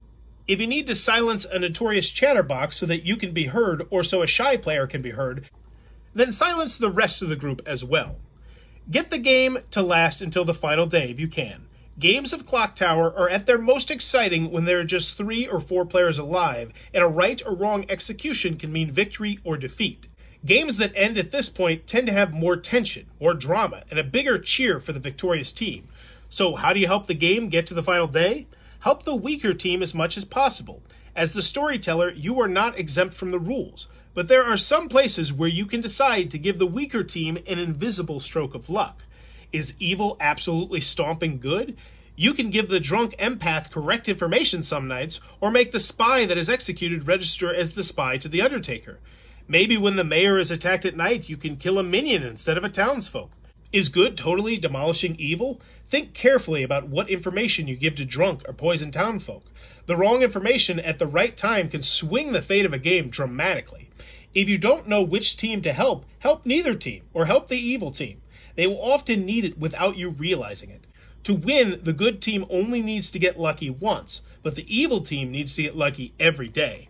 It is never a good idea to flat out decide the winning team by exploiting a rule. It's pretty unfair to end the game by killing the Tinkerer, or by having an attack mayor kill the last evil player alive, for instance. However, a player that has been told to be mad by the Serenovus can end the game by being executed, because that's a player's choice much more than your choice. Do what will create the most interesting game and the most climactic finish that the players feel they earn themselves. Listen to the bluffs of the evil players and run your game accordingly. If the imp is claiming to be the Slayer and wants to use their Slayer ability, make sure it looks like their ability just didn't work. Put in the same effort as if they were actually the Slayer. If the spy is claiming to be the fortune teller and is chosen by the Raven Keeper, then choose the fortune teller to be the good character that the spy register as. Evil players rely on you every so often to help make their lies sound like the truth. Help them out wherever you can. For example, if an evil player is claiming to be the Virgin and is nominated, nothing will happen. To make it look like the evil player was actually the Virgin, you can move your hands around the Grimoire to make it look like you were putting the Virgin's no ability reminder token by the character token. After all, if the real Virgin was nominated, this is what you would be doing. Beginner players won't pick up on this subtlety, but veterans might. To encourage a big and exultant celebration at the end of the game, declare the victory with some flair. Simply saying evil wins in a quiet voice out of the blue doesn't really encourage the evil team to jump up and start high-fiving each other. Giving the announcement some dramatic pause, getting the group's attention before speaking, or telling the players that high fives and hugs are acceptable can all be great ways to allow the winning team to celebrate in the way they'd like. It's their victory. They've earned it. And once you have experienced the thrill of winning as the demon in a 15-plus player game, you'll know how cathartic it can be to cut loose in celebration at this point. Even an unexpected loss after a game that size will be remembered for months to come. Allow creative and unexpected strategies. Clocktower is a game that can be extremely fun when a player goes beyond what is normally accepted in a social deduction game. Maybe your evil players start texting each other during the game. That's fine. Maybe good players keep lying through their teeth about who is who in order to put evil off the scent. That's great. Maybe players come back from talking to you in private and tell the group something different from what you said to them. Super. The more creative your players get, the better. The exceptions to this rule are obvious. Bullying and shaming are never acceptable, and the rules of the game must be followed. Also, deals that involve factors outside of the game should always be discouraged. A player offering real money for votes or promising some service after the game ends is not fun. Keep the vibe friendly and you'll have no problems. Basically, if the behavior is unorthodox and creative and makes the game more interesting, allow it. If the behavior will make the game worse, disallow it. Waking the demon and the minions together at the start of the game can be fun. The evil players get to learn who they all are, make eye contact, and share a moment of devilish camaraderie. Instead of waking the minions and pointing to the demon, then waking the demon and pointing to the minions, just wake everyone together. You will still need to show the "this is the demon" and "these are the minions" info tokens so that the players know who the demon is. You will also need to put the minions back to sleep before showing the demon the 3 not-in-play character tokens as bluffs. So yeah, it is a little tricky. The minions and demons are normally woken separately to allow for characters such as the lunatic, poppy grower, snitch, mole, and magician to function, and to ensure that minions do not see the demon's character bluffs. If the character sheet does not include such characters, you can experiment with which method works best for you. Your goal is to create a fun and engaging game. Just because you can do something doesn't mean you should. Are you messing with the players in the service of fun or indulging yourself at their expense? Just because you can make the recluse register as the demon when the imp kills it themselves during the night, that doesn't mean it will be fun or balanced. Just because you can convince a confused good player that they are evil, that doesn't mean the player will have a good time when they find out the truth. You can give completely useless information to the savant, but interesting and unique information is better. Each game, as the storyteller, you will have a lot of interesting decisions to make. Each decision should be made for the good of the game and for the fun of the group. This will usually mean that you are creating as much confusion as possible and leading the good team astray, because that makes a fun game for all. But please, keep the fairness of the game as a whole in mind.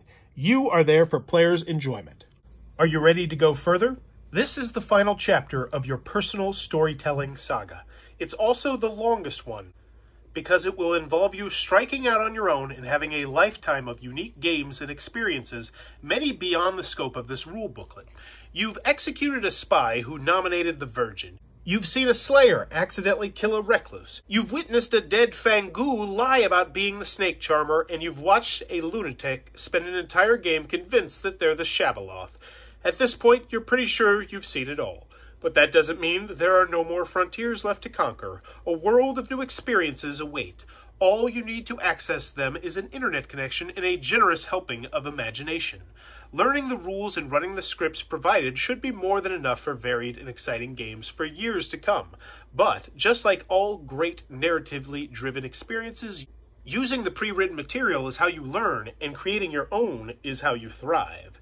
The following chapter is dedicated to how you, as the owner of this game, can craft fresh and exciting experiences for both yourself and your friends. In it, we'll talk you through the skills and tools required to build your own scripts, combining characters from various editions and beyond to breathe new life into them. We'll discuss alternate ways to play the game for smaller groups, as well as how to grow your posse of players to get those epic 20-player maelstroms under your belt. We'll get you a brief overview of each official script, a preview of what's to come in the future, and we'll talk about handing the mantle of storyteller over to your friends so you can experience the game from a whole new perspective. The script tool. Once you are familiar with the characters from the 3 editions in the core set, you may want to create your own unique character list. These are called scripts. Do you have favorite characters that you like to put in nearly every game? Have you thought of character combinations that would make for interesting and challenging situations? Do you want to make a game with a pit hag, a saint, an evil twin, and an innkeeper? Maybe you want to combine the klutz and the spy. If you have internet access, you can do so. At bloodontheclocktower.com/script, you can create a script from any combination of characters you own. This tool will also generate a night sheet for the game with your custom character list, making it easy to run. Comparing scripts is a fun and challenging way to improve your designs. It is often a good idea to start with just a few core characters that you want to include and build from there. Online at bloodontheclocktower.com or on your local Facebook or Meetup group, there should be a community active in comparing their creations. You are welcome to join. Adding travelers to a custom game is easy. Just do so normally. Some travelers may not be appropriate to mix with the characters in play. Some will be. You can decide on 5 travelers that merge well with your scripts before the game begins, or make a decision in the moment. Some fabled characters are designed to help you create unique and interesting games. Creating your own script is an art, and it may take a few tries to find something that you are happy with. Luckily, you already have some fabled characters to help you make your game run smoothly. Maybe you have an overabundance of evil in the game, or only a dozen characters. Fabled characters can also ensure your game has an unknown number of outsiders, which allows players to safely bluff as them, or add extra misinformation when needed, or resolve situations where character abilities clash. See the Travelers and Fabled Almanac for more information on using fabled characters to make your game more balanced and fun for all players. Handling strange character interactions is more art than science. When you create your own scripts, you'll end up with some odd situations indeed. Maybe you'll have an evil saint, or end up with 2 philosophers wanting to turn into the same character at the same time. With over 200 characters in the works, some weird situations will arise. While the Clocktower rules are written with this in mind, you might be uncertain sometimes about how 2 characters combine. Use your best guess. As the storyteller, your decision is final, but make sure you tell the players that you're making a ruling. It might not be the best call, but at least it will be a clear one. Teensyville. If your group has 5 or 6 players, you can play practically endless variations of Clocktower by playing Teensyville games. The village of Teensyville lies just a few days' walk from Ravenswood Bluff and is perfect for player counts that are smaller than normal. Each Teensyville script contains a different collection of characters. You can use the script tool to create them. All Teensyville scripts cater to 5 or 6 players by including only a few possible characters on the character sheet. 6 townfolks, 2 outsiders, 2 minions, and 1 demon. New players will have an easier time knowing which characters in play because there are fewer to learn. Veteran players will be able to strategize more because Teensyville games can include characters from any edition. Creating Teensyville scripts is a great way for you to take your storytelling skills to the next level. Getting creative and discovering which characters combine in interesting ways allows you and your group to spice things up, especially after playing your billionth game of 5-player Trouble Brewing. If you want to run Teensyville games, but would prefer to use pre-made Teensyville character sheets, some of our favorite Teensyville scripts can be downloaded from bloodontheclocktower.com/Teensyville. Each printout comes with its own night sheet for that script, ensuring your Teensyville games will run smoothly. Growing your group. The more the merrier. The larger your clock tower group, the more fun everyone will have, and the more varied opponents and allies that everyone will get to play with. Search for local groups on social media if you need more players for your games, or want to participate in games that others run. Some places have established Blood on the Clocktower groups, or groups for social deduction games generally, on Facebook or meetup.com. These meeting places are a great way to get to know more players in your area. If there aren't yet any groups near you, feel free to start one. If Facebook is the devil, there are plenty of similar live event sites that may prove to be a useful way to connect with players. Check bloodontheclocktower.com/play, and we may be able to point you towards a few great groups that we know about around the world. Encourage your players to storytell. Once you've mastered the basics of the storyteller role, it's time to get into the game and dominate with your superior knowledge. If you encourage players to take on the storyteller's role, they too can see how rewarding it is and will want to invite their friends too. Players are usually pretty keen to get online and start designing scripts, so they'll need the basic skills to run the games they design. They can learn by reading this rule booklet or by watching and helping you storytell for a game or two, then having you watch and help them storytell for a game or two. Be a leader. The storyteller role usually has an element of authority. It is also usually the storyteller that organizes game times and locations. Generally speaking, the players will look to you for time and dates and a little social leadership.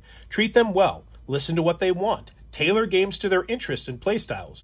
Above all, be welcoming and helpful to the new players in your group. Taking care of just the veterans means that your group will not grow. If you take care of the new players, explain the rules to them. Help them out when they have questions and keep a friendly and positive vibe. Then, new players will bring new players and your group will continue to grow. Encourage veterans to be good to the new players. Many enthusiastic veteran players tend to over-explain things to new players. Too many unimportant game rules, too many character exceptions, and too many pieces of strategy advice all tend to confuse, not enlighten. Everything a new player needs to know to start playing is explained on the rule sheet. They can pick the rest up as they go. If your veterans keep things simple and help out the new players will stay. This benefits the veterans too, as they may make helpful in-game allies to secure a victory. Many a game has been won or lost by a helpful veteran talking to the new players and getting them involved for good or evil. For new players, keep it simple. Do not overload them with information. Instead, give them just enough to get involved and have a good time. Whilst most players will pick up the basics sometime during their first game, it is usually counterproductive to tell a new player all the rules and major strategies at once. This could totally overwhelm them. The rule sheet is designed to get new players into playing the game with a minimum of fuss. All the extra rules, drunkenness, madness, strange character actions, they can learn as they play. Your veterans will probably be more than happy to explain how those things work on your behalf. Veterans can be great for helping new players get into the game, but only if they take things at the right pace. Encourage them to engage the new players, particularly if they are dead. After all, they are probably on the same team. Some new players will drastically underestimate or misunderstand how a character works and ask you for strategy advice. Sometimes you'll notice that a new player looks completely confused but isn't asking for help. Feel free to have a private chat with them and give them a helping hand. It is never a good idea to give them one single piece of strategy advice, as this implies that there is only one way to play a particular character. You don't want a player to ever feel that they should act a certain way or employ a particular strategy. Either give them a few pieces of strategy advice from which they can choose, or let them figure out their own strategy in their own way, even though they may need a nudge in the right direction. For example, the Ravenkeeper and the Virgin are two characters that most beginner players think are weak. The Ravenkeeper gets the best information of any character in trouble brewing, but has to trick the demon into attacking them first. The Virgin, when nominated by a townsfolk, confirms that two players are good, which is fantastic information, albeit at the price of a death. Instead of saying to a Ravenskeeper or a Virgin player, you should do X or you should say Y, let them know exactly why and how their character is powerful, and they will often figure out their own strategy from that point onwards. Give strategy advice to new players only if they really need it. New players have to quickly learn a lot of information. How to win, how executions work, how their character works, what other characters in the game. What they do not need is someone telling them, even if they ask for it, that they should do this or should not do that. If players feel that they should do or not do something, then they are not making an independent choice about how to play the game. Clocktower has many interesting strategies that will emerge through play, and new players will figure out what to do as they become familiar with the basic roles. If you absolutely must give advice to a new player about what to do, keep it simple, such as telling good players to reveal their character, either to the group or to someone that they trust, and listen to what others are saying, and stick to telling evil players to pick a good character to pretend to be, and to make sure they know how that character works in case people ask them questions. To grow, what most new players really need isn't great strategy advice. They need to know that it is okay if they die. They need to know that they are free to say whatever they want to whoever they want in public or in private. They need to feel like they are a valuable part of the team. If these bases are covered, they will enjoy your game and come back for more. Use travelers whenever possible. Encourage late players to join the game as travelers. Many players will simply want to watch a game in progress, feeling that joining the game late is a bit of a faux pas. Nothing could be further from the truth. Travelers are some of the most powerful, flexible, and downright fun characters in the game, and their arrival balances out a game in progress. Most players will want travelers to join their game as most travelers are good. Keeping this join at any time vibe happening will make your games more accessible to everyone. Use the Fable. These characters are designed so you can include all types of players and encourage their participation. The Angel helps new players enjoy their game without fear of death. The Revolutionary helps players join in when they would otherwise be incapable. The Buddhist gets your veterans to be silent while the new players contribute. If you know you're fabled, your game will get a reputation as being super inclusive, and that's a good thing. Check out the strategy guide online. For in-depth strategy on each character, go to the wiki, a compendium of ideas, tips, and advice that have been collated over years of play and thousands of games. You may discover an original or bizarre way to play a particular character that your group hasn't tried yet. Find it all at bloodontheclocktower.com/wiki. To include blind players or players with vision impairment, there are some resources and links at bloodontheclocktower.com/accessibility that may be able to help. While the sheets or alternate game process can make things even easier, while the Revolutionary character can be useful, having Braille character sheets or alternate game processes can make things even easier, depending on the player's needs and abilities. The editions. Your Blood on the Clocktower box set comes with 3 editions for you to try: Trouble Brewing, Bad Moon Rising, and Sex and Violence. We highly recommend that you get familiar with storytelling Trouble Brewing before moving on to these more complex editions. The character Almanac for Trouble Brewing offers many helpful reminders of game concepts that make it a useful reference as you play, while the more complicated editions only give reminders for newly introduced concepts and particularly intricate interactions. More editions will be available soon. Each edition has 25 new and unique characters tailored to create a unique gaming experience, and the strategies needed for victory vary drastically with each. Some editions encourage whispers and secrets, others open sharing. Some encourage pure logic, others wild and crazy bluffing. If you would like to take your Clocktower games to the next level, visit our site for more information at bloodontheclocktower.com. All characters included in these editions are also listed in the script tool, so you can mix and match them with other characters you own, creating your own game. Trouble Brewing. Beginner. Trouble Brewing has a little bit of everything. Some characters passively receive information, some need to take action to learn who is who, while some simply want to bait the demon into attacking them. Both good and evil can gain the upper hand by making well-timed sacrifices. Trouble Brewing is a relatively straightforward demon hunt, but evil has a number of dastardly misinformation tricks up their sleeves. So the good players had better question what they think they know if they hope to survive. Recommended for players and storytellers new to Blood on the Clocktower or to social deception games. Bad Moon Rising is intermediate. Bad Moon Rising is a death extravaganza. Demon kills multiple times per night and minions get in on the action too.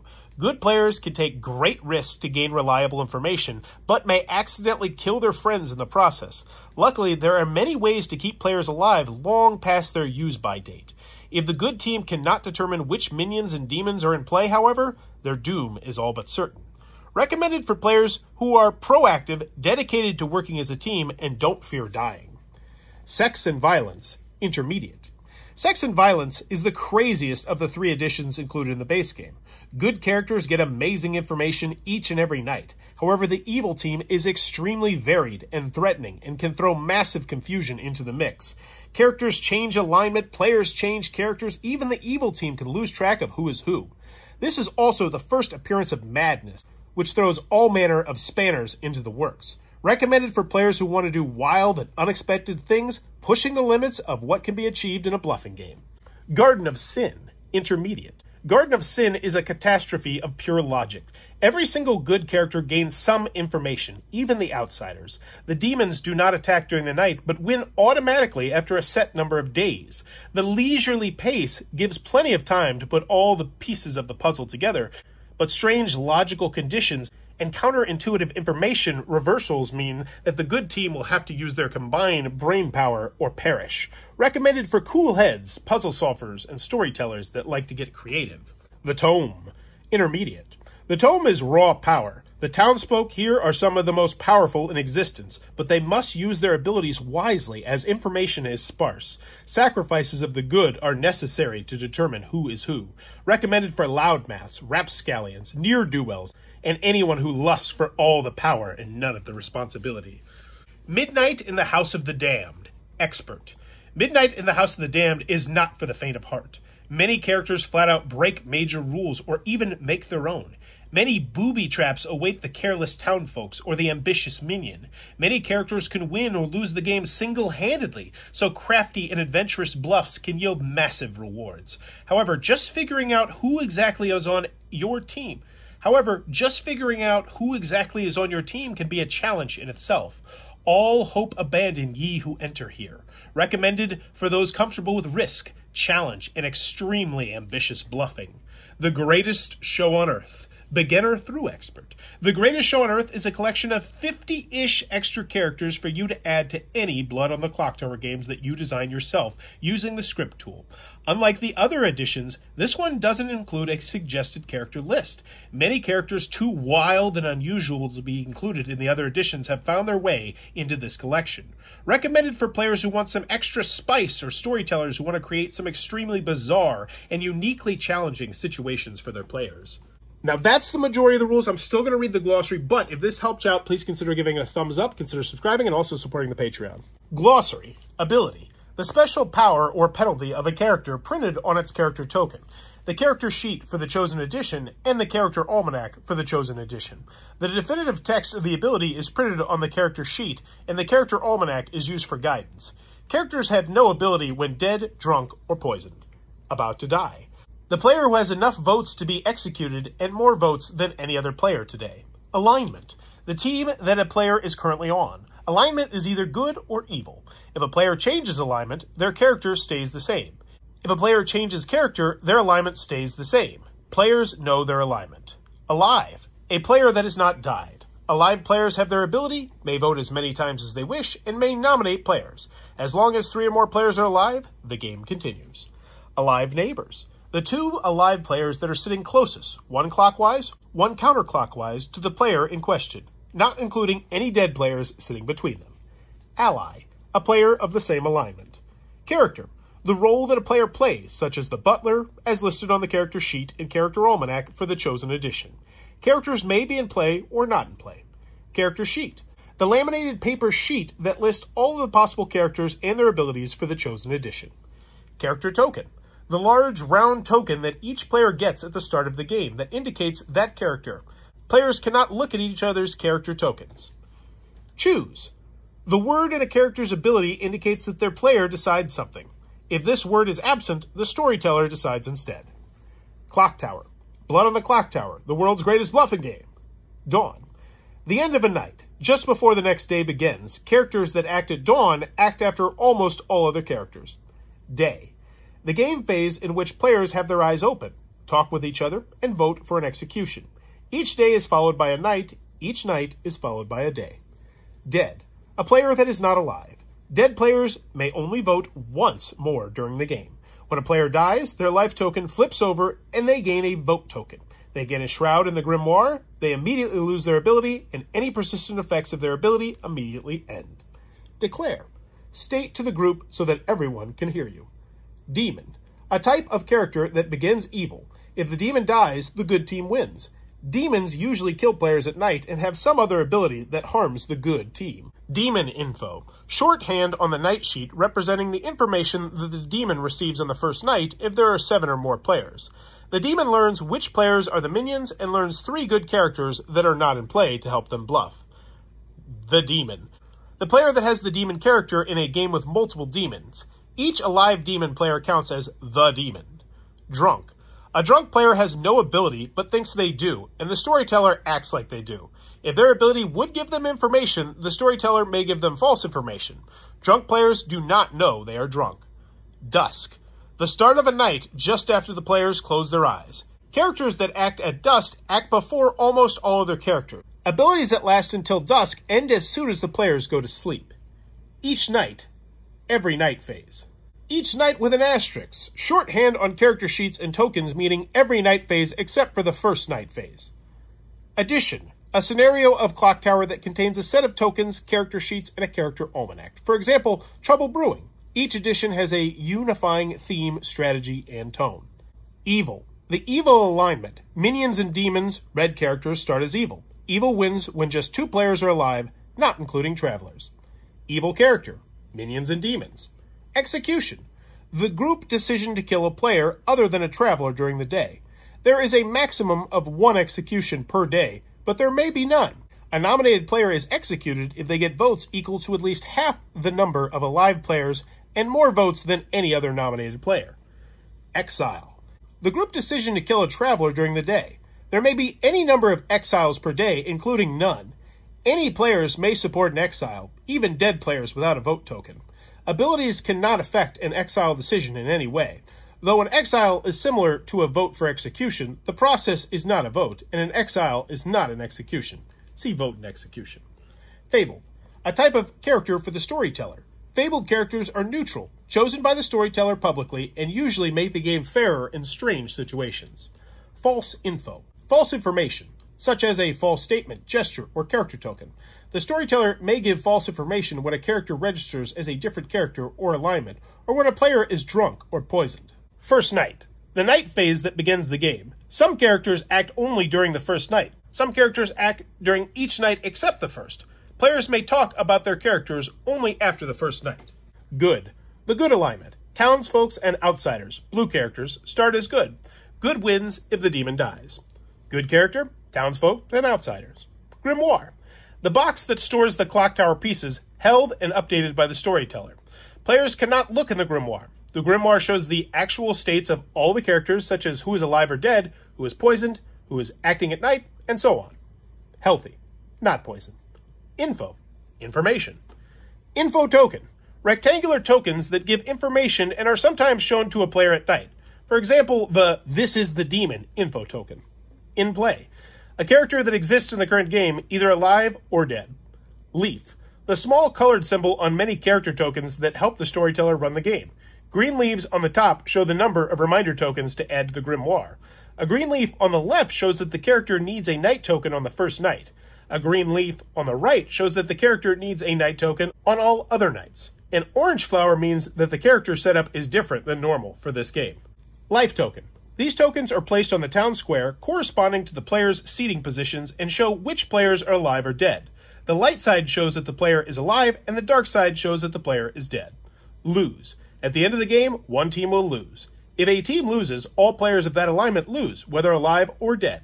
Evil loses when the demon dies. Good loses when there are only 2 alive players, not including travelers. Mad. A player who is mad about something is trying to convince the group that something is true.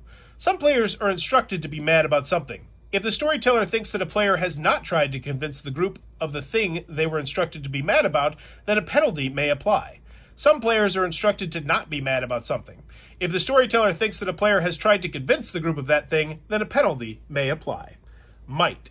Shorthand on character sheets and tokens. Something that might happen means the storyteller chooses whether it happens or not. Minion. A type of character that begins evil. Minions have abilities that help the evil team. There are usually 1 to 3 minions per game. The Traveler sheet lists the number of minions in the current game. Minion info. Shorthand on the night sheet representing the information that the minions receive on the first night if there are 7 or more players. The minions learn which other players are minions and which player is the demon. Neighbors.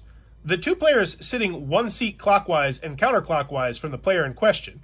For example, alive neighbors are the closest alive players, one clockwise and one counterclockwise. And townsfolk neighbors are the closest townfolk, one clockwise and one counterclockwise. Night. The game phase in which players close their eyes and certain characters wake to act or receive information. The game begins with the night phase. Each day is followed by a night. Each night is followed by a day. Night sheet. The sheet the storyteller uses to know which characters act in which order at night. The night sheet has one side to use on the first night and one side to use on all other nights. Night token. The token that the storyteller puts next to the night sheet to indicate which characters may need to act tonight. Which night tokens are needed is indicated by the leaves on the left and right sides of each character token. Nomination. The act of declaring a group vote to execute a player which is acknowledged by the storyteller. Each player may nominate once per day, and each player can be nominated once per day. Only alive players may nominate. Not in play. A character that does not exist in the current game, but is on the character sheet. Once per game. An ability that can only be used once. If a player uses this ability, even while drunk or poisoned, they cannot use this ability again. If a player dies without using their once per game ability, they lose it. Outsider. A type of character that begins good. Outsiders have abilities that are unhelpful to the good team. The Traveler sheet lists how many outsiders are in the current game. Player.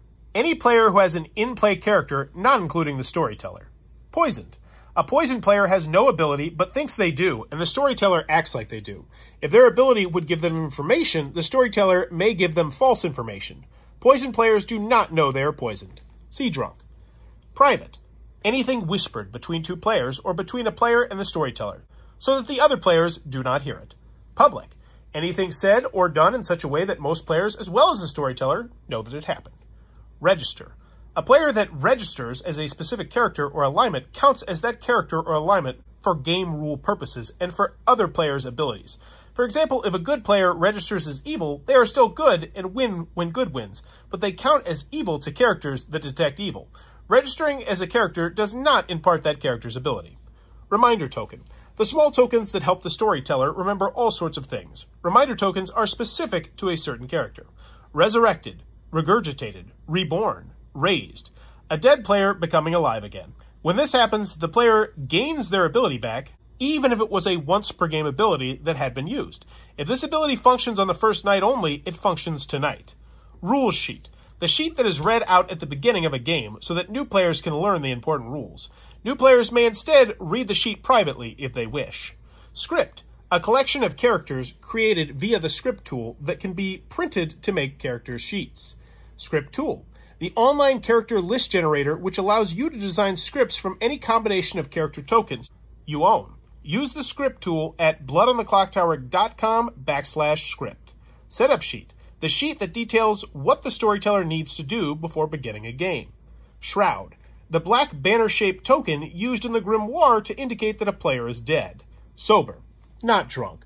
Start knowing. Shorthand on character sheets and tokens. A start knowing character gains knowledge on the first night, or if such a character is created mid-game, at that point instead. State.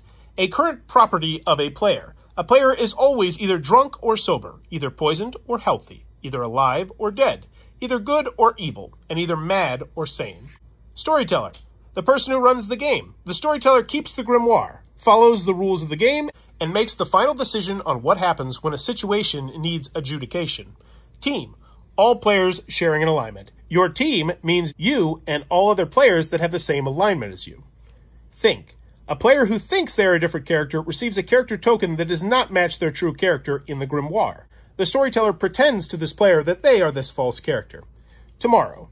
The day phase and the night phase following the current night phase.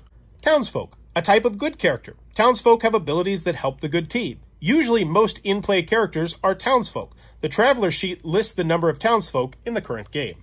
Town Square.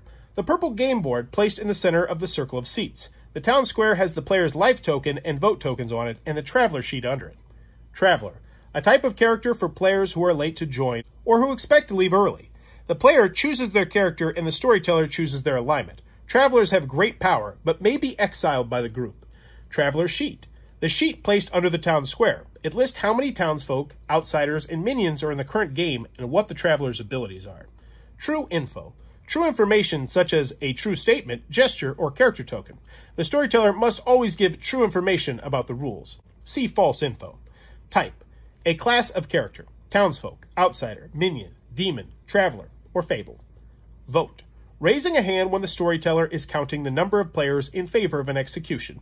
Players may vote as many times as they want per day. A dead player may only vote once for the rest of the game. The votes are tallied clockwise, ending with the nominated player. The exile process, though similar, is not a vote. See exile. Vote token. The round token that is put on a player's life token when they die. When this dead player votes, they remove their vote token and cannot vote for the rest of the game. Wake. A player opening their eyes at night. The storyteller wakes a player by tapping twice on their knee or shoulder, and wakes all players by saying, "Eyes open, everybody," at dawn. Win. At the end of the game, one team will win. If a team wins, all players on that alignment win, whether alive or dead. Good wins when the demon dies. Evil wins when there are only 2 players alive, not including travelers. And that is all that you need to know about Blood on the Clocktower. If this helped you out, please consider giving it a thumbs up. But as always, go have some fun, and thanks for your time, YouTube. This video is brought to you by all of my amazing Patreon supporters, and I would love it if you would join their ranks and have your name immortalized in the end of many of my videos for the end of time. But consider for only $1 a month, and as always, thanks for stopping by.